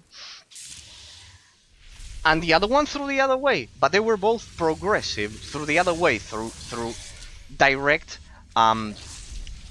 inheritance of something called the Volksgemeinschaft in German that I mentioned, which is the inherited spirit of the German community in that sense. But see that both of them mention community. Communism and the Volksgemeinschaft. The problem is that most people don't translate the word Volksgemeinschaft, which is precisely, it was the inherited spirit of the Austrian community, technically, I said. And because of this, here I found the other one. And because of this, they were both progressive, both communism and national social and Nazism, because both at the end of the day underlying they are national socialisms, actually exacerbated through different means. And because of this, as you can see, I'm not very fond of any of them. And as you can see, that's why nowadays the the degree of liberalism that we have, the degree of liberalism is reaching a point in which is touching precisely the same extremes. That's why a lot of people cannot explain that nowadays liberals sometimes have partially the attitudes of someone who wants to control society because they cannot get to that underlying cause, sadly. For example, and when I say this, of course, I am universally hated, but true, true. Well, this trick, I don't know. I know it must have been the first time you hear something like that, but I can at least assure you that I can at least assure you that I spent at least 10 years reading about it in law school and on my own. So at the that's why most people cannot explain why they feel like control. I saw that precisely in Romania. Some weeks ago, the a liber well, I don't know if he's libertarian, but definitely an anti-establishment candidate won, similar to let's say Donald Trump, or in our case, Malay. We are in the same situation. We had 70 years of socialism, very oppressive. It didn't get to a dictatorship. It was like a bit more subtle. 70 years, 70 continues, and now let's say a mini Trump won, let's say, but there's a difference. This one had to avoid 17,000% inflation. 17,000% inflation, socialism left. So I can give you economic reasons and everything, but the point is that everything is reduced to that what I told you before. If we cannot agree, if society lost the ability to discern, it all comes from this: losing the ability to discern metaphysical reality from mental perception. What I think in my consciousness does not equal reality, never. In that sense, I can only reach it and approach it through deductions and through logic, and through that get to objective conclusions. The problem in the discussion that I mentioned to you is that, all right, you have my opinion, you say white, and I say black, right? We do that. But if we only end up in this is my opinion and this is my opinion and that is yours, we never reach any objective conclusion. For example, as I always say, I tell you it's a table and someone tells me it's a chair. Yeah, but the inherent combination of molecules and particles is that of a chair inherently. What I said the other day about the concept of lab, that I had a discussion with the Polish viewer. The Polish viewer pretty much mentioned to me that lab was a subjective chemical reaction in our brains, right? And I argued that that's the subjective portion that I do not deny that it exists. It does exist. It does happen. But then there's also an objective part of the the abstract metaphysical concept of love. In the metaphysical plane of time and space, to people hugging, to people saying they love each other, the act itself in time and space is the objective portion that is ignored by relativism, and precisely, a scholastic philosopher, we give it more predominance because it's not an ethereal entity. It did happen in time and space.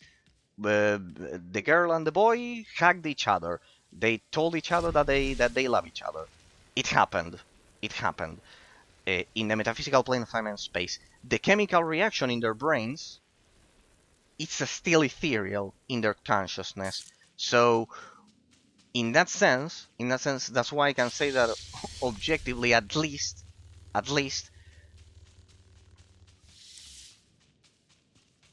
the act happened in time and space.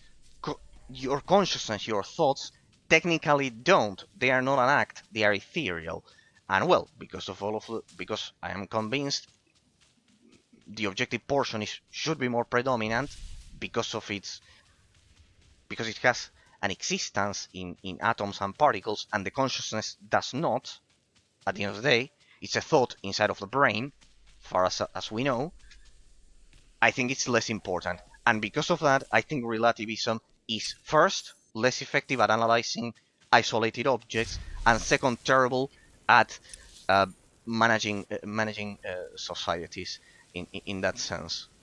And the proof I can offer you is what I said before, that the box gaming shaft and the communism precisely are born out of relativism.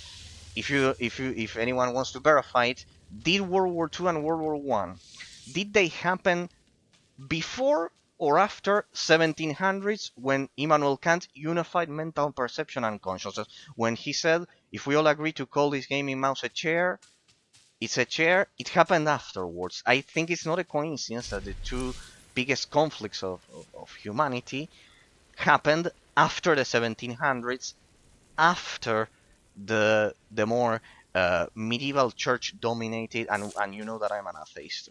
Everyone knows that I'm an atheist. I don't think God is a good explanation, good of an enough explanation to explain the fabric of the universe, but I limit it only to that.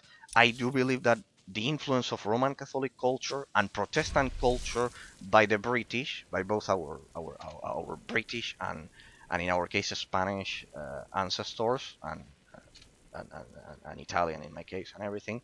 I think that the European Protestant and Catholic influence, it is still very positive on society, because it had solved all of these issues that we went back to after the 1700s.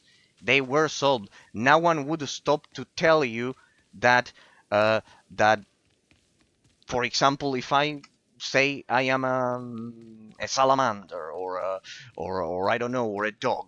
No, you couldn't say that back then. You couldn't even say it as short as 20 years before, and someone would take you seriously in that sense.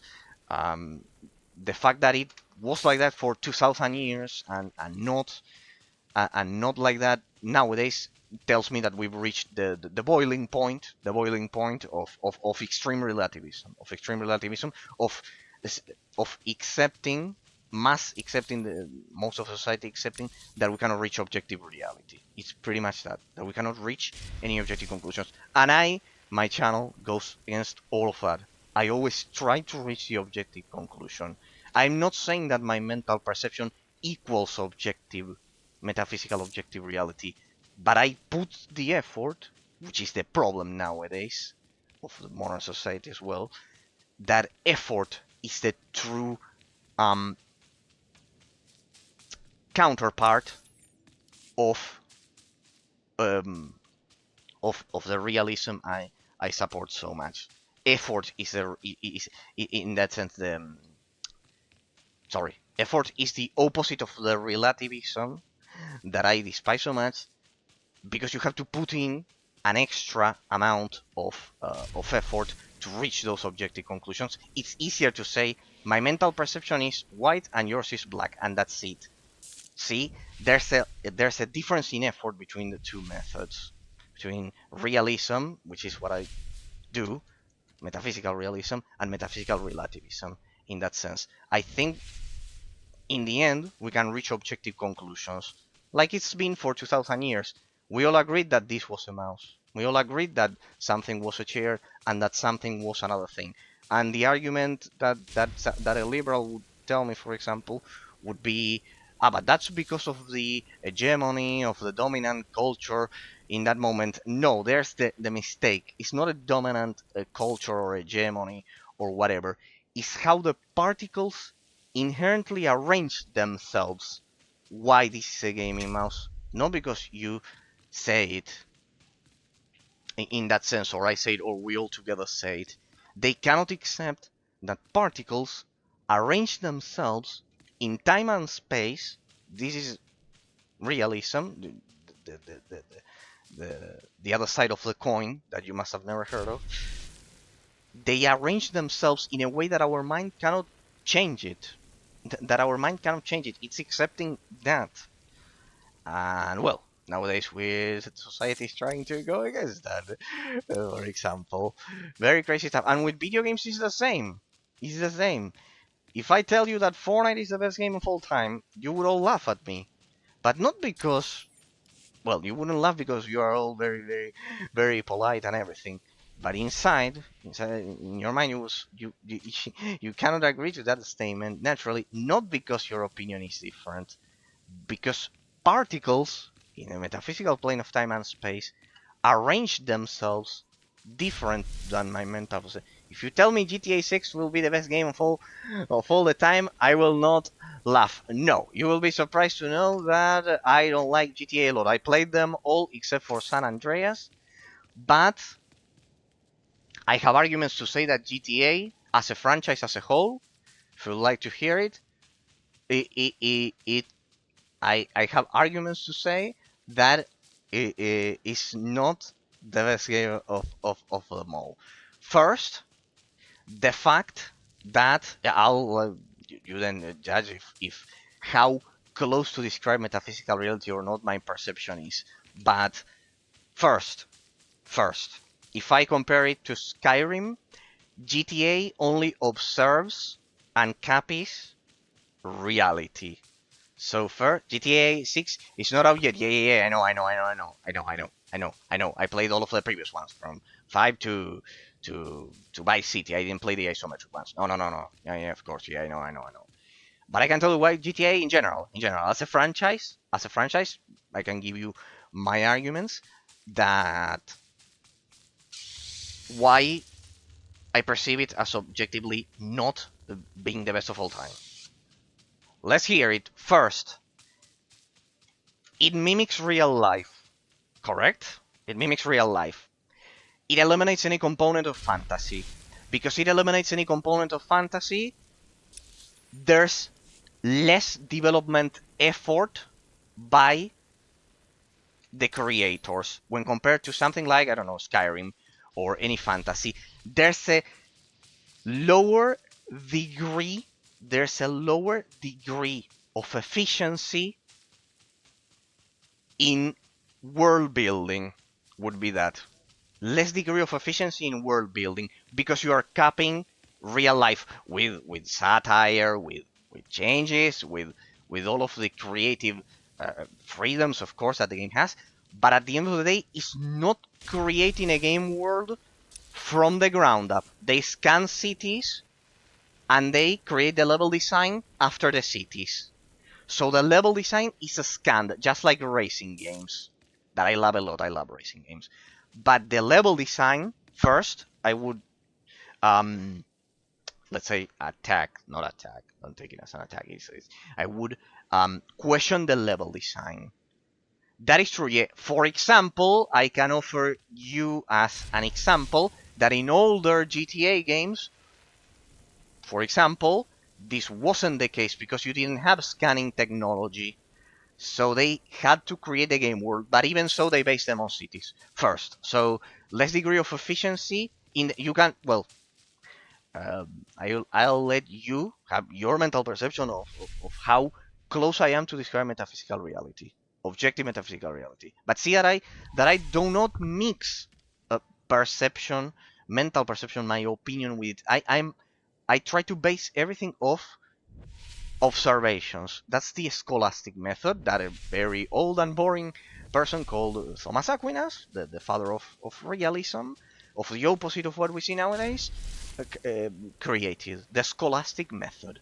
Everything derives from observation and logic. It may sound cold at some point because you don't incorporate your own. Well, that's why he was very, very religious. He was very religious, and he compensated that with God. I don't have that gift. I don't have that. So I'll give you kind of like atheist, scholastic reasons, logical. Second reason. Second reason. The abstract complexity of the gameplay mechanics in the corresponding genre of GTA as a franchise as a whole, in the franchise as a whole, is low.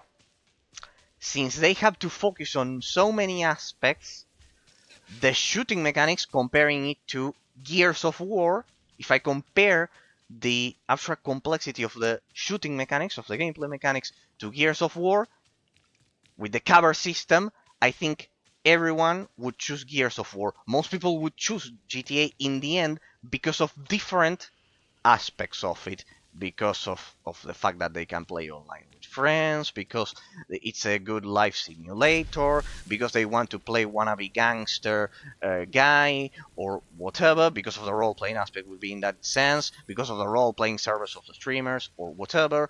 But if I analyze the objective gameplay mechanics, the abstract complexity is lower. In Gears of War, you have to take into account the cover system. GTA has a very rudimentary cover system of 4, 5, or not even have it in the case of 3 and others. So no cover system. I think I see the entrance there. Sorry that I'm wandering around over here as I explain people. I'm a terrible streamer. I'm the worst. The cover system. In that, I think I have to jump over there. Call me crazy. Would it be or not? I'm so lost in this place. The cover system. It doesn't have a cover system, first. Second, the impact animations of Gears of War are heavier than in GTA. The range of the weapons, weapon variety, and what was it? Weapon variety and the range of the weapons are better measured in Gears of War. For example, haven't you noticed that in GTA you can use an automatic rifle or whatever as a sniper rifle? There isn't a clear division between the range of the weapons. You can use a pistol and beat the game. And my biggest gripe with it is the lack of replayability derived from difficulty. It doesn't have difficulty modes. It doesn't have easy, medium, and hard to replay the game like in Diablo, for example, which wouldn't be a problem in that game. You would just need to increase the stats of the cops or something on hard mode or whatever. You will need to. It doesn't have several difficulty modes. It's the same difficulty for all of the games, so that damages replayability, and they rely on role-playing and streamers to achieve the level of replayability that RPGs inherently achieve by themselves. For example, it depends on an extrinsic, external factor, pretty much, to enhance replayability. But if we were to take into account exclusively the objective gameplay mechanics themselves, once you clear the main missions of GTA and the very scarce secondary missions compared to any RPG, the replayability is quite low in that sense. If we add on top of that it doesn't have hard difficulty and an extra difficulty mode, then it destroys replayability. I would say that is the biggest flaw. Like, the first thing I would add to GTA 6 is easy, medium, and hard difficulty modes, and then I would go up to Nightmare or something like that with different stories or the same. I honestly do not care about that. The method they use to enhance replayability, but I think replayability, specifically through difficulty, is a huge weak point. The variety of the specific variety of the weapons and their difference in range, they all feel the same. They feel quite similar. Fortnite has the same problem. You can watch any as proof that I can offer you. Watch any gameplay of Fortnite or GTA, and you'll see that the range of the weapons it's the same. It's the same. When back in Far Cry, for example, Far Cry 2, you couldn't hit with a pistol using the range of a sniper rifle. In that sense, the sniper rifle in GTA, it's I am pretty much Fortnite, no, I would never bring myself to play that. I would never bring myself to play that. But if you played it, I watched gameplays, and you could see that you need a scope to kill from afar, or not even kill to for the damage to be executed on the enemy player. Did you need a scope? No, no. You could kill with a pistol, and precisely on one hand GTA goes for realism, and then the weapons don't have realism. But then that destroys the creative freedom to create a game world when it just copies cities from the US in that sense. And well, like that, uh, it's like that. If I had to say, mm, if I had to establish a comparison, for example, my favorite game is Star Wars: Your Republic. This one, um, the game world is created from scratch as a direct comparison. I could grab others that I like more, like Skyrim, that I like more, like Skyrim in that sense. But for example, this one, my favorite game, I would argue that replayability is enhanced in a more natural way. The game world is created from scratch.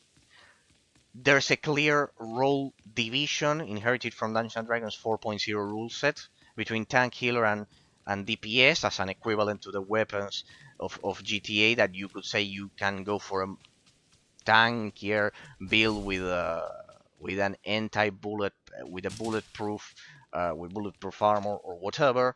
In the case of that, is a bit more difficult to compare, but and it has different difficulty modes. Same goes for Diablo or whatever.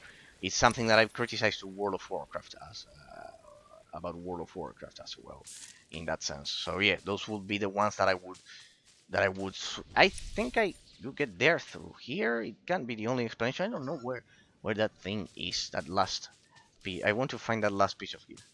Oh, whoa! 4 hours, and I love chatting with you guys so much. I just love chatting with all of you so much. That time just flies. I have to go do some things. It just flies. Yeah, this straight lol. Yeah.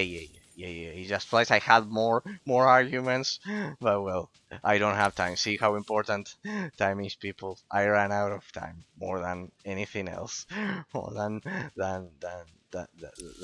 money and anything else. That's why I value your time. Is good. Flying energies, checking your stream too. Ah, yeah, he visited me at the beginning. Yeah, he's also very kind. He visits me from time to time. He's very kind. Wish I could do the same.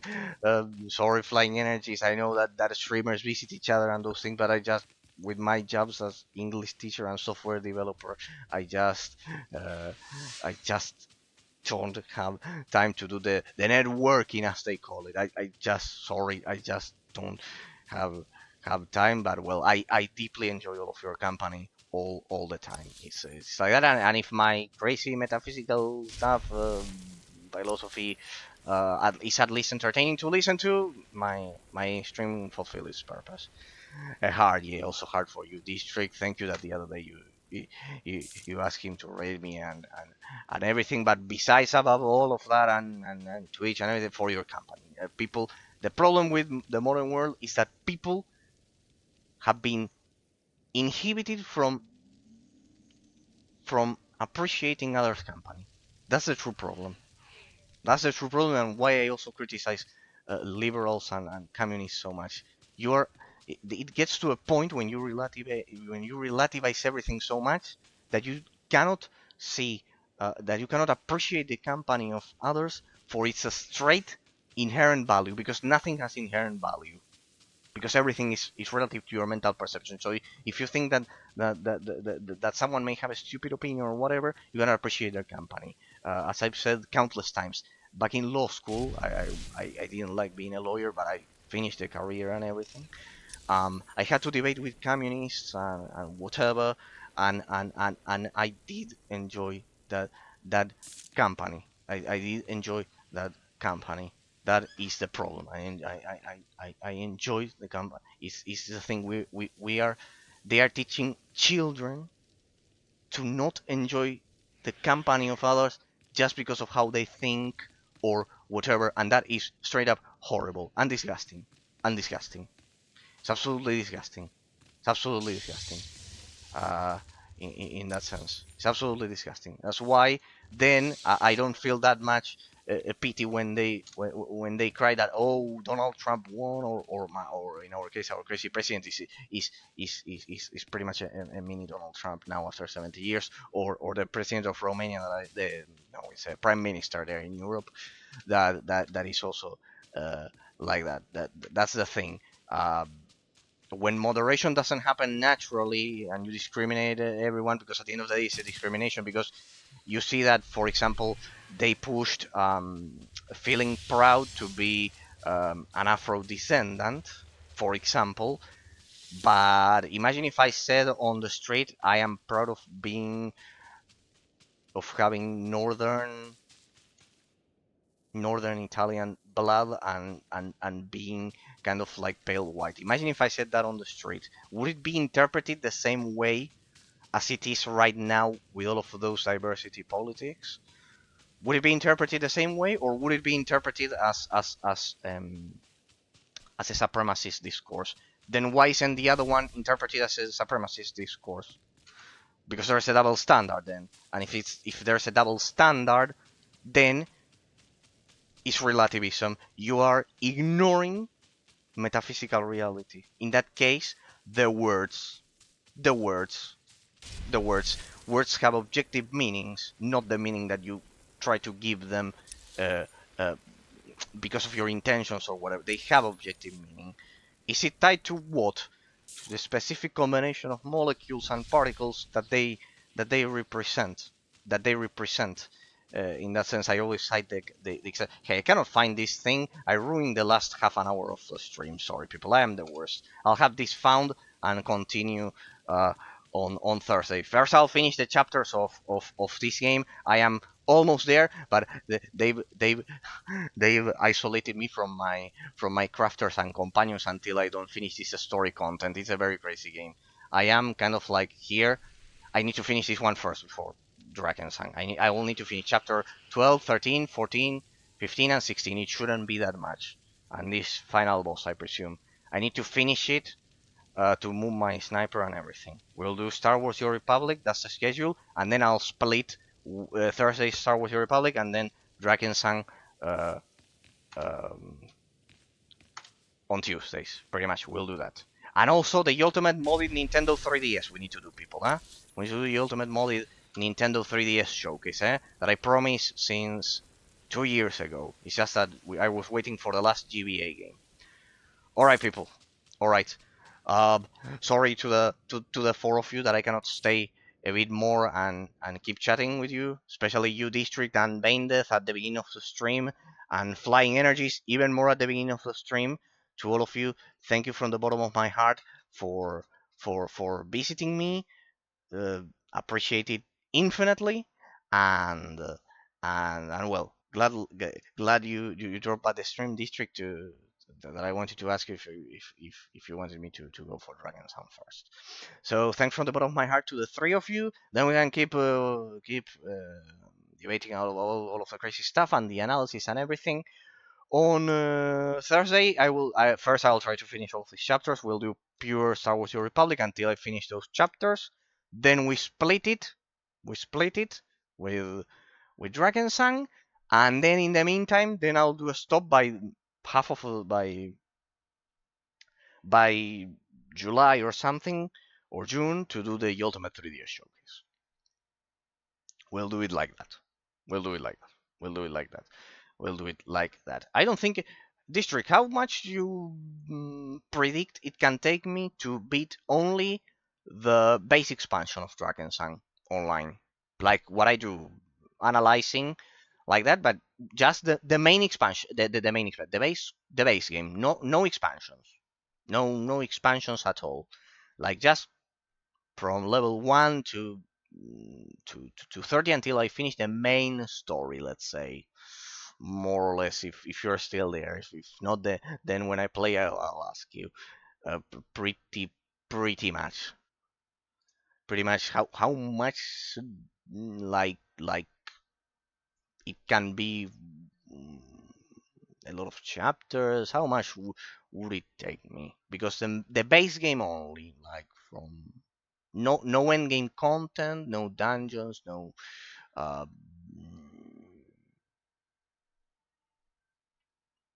no anything. Oh well, maybe you had to go. I don't want to bother you. I don't want to bother you.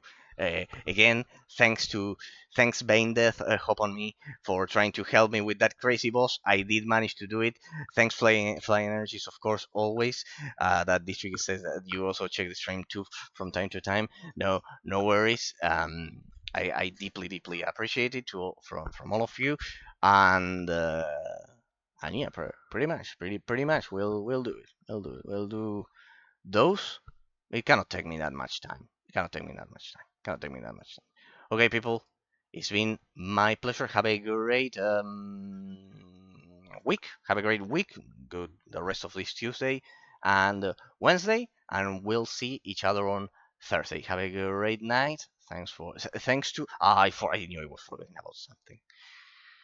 I knew I was forgetting. I forgot about the new YouTube subscribers. Damn it! I forgot to mention. I knew I was forgetting about something. It's just that last week was absolutely terrible for me. Yeah, well, whatever. It was absolutely terrible for me. Okay, no matter. We'll do it next time. I have to log out and log in. I'll do so as I finish. Next time, I promise I'll read the YouTube subscriptions, and I'll, I'll, I'll, I'll do that one. People, it's been a pleasure. Special thanks, Baindeath, District, Flying Energies to the three of you. Thanks to anyone to new YouTube subscribers. I'll display your messages next time. And thanks to anyone who might have taken the time to watch this as a YouTube VOD or a Twitch VOD in the future that you are watching this. My thanks to you all for appreciating my crazy metaphysical analysis. Always love to you all. Bye bye.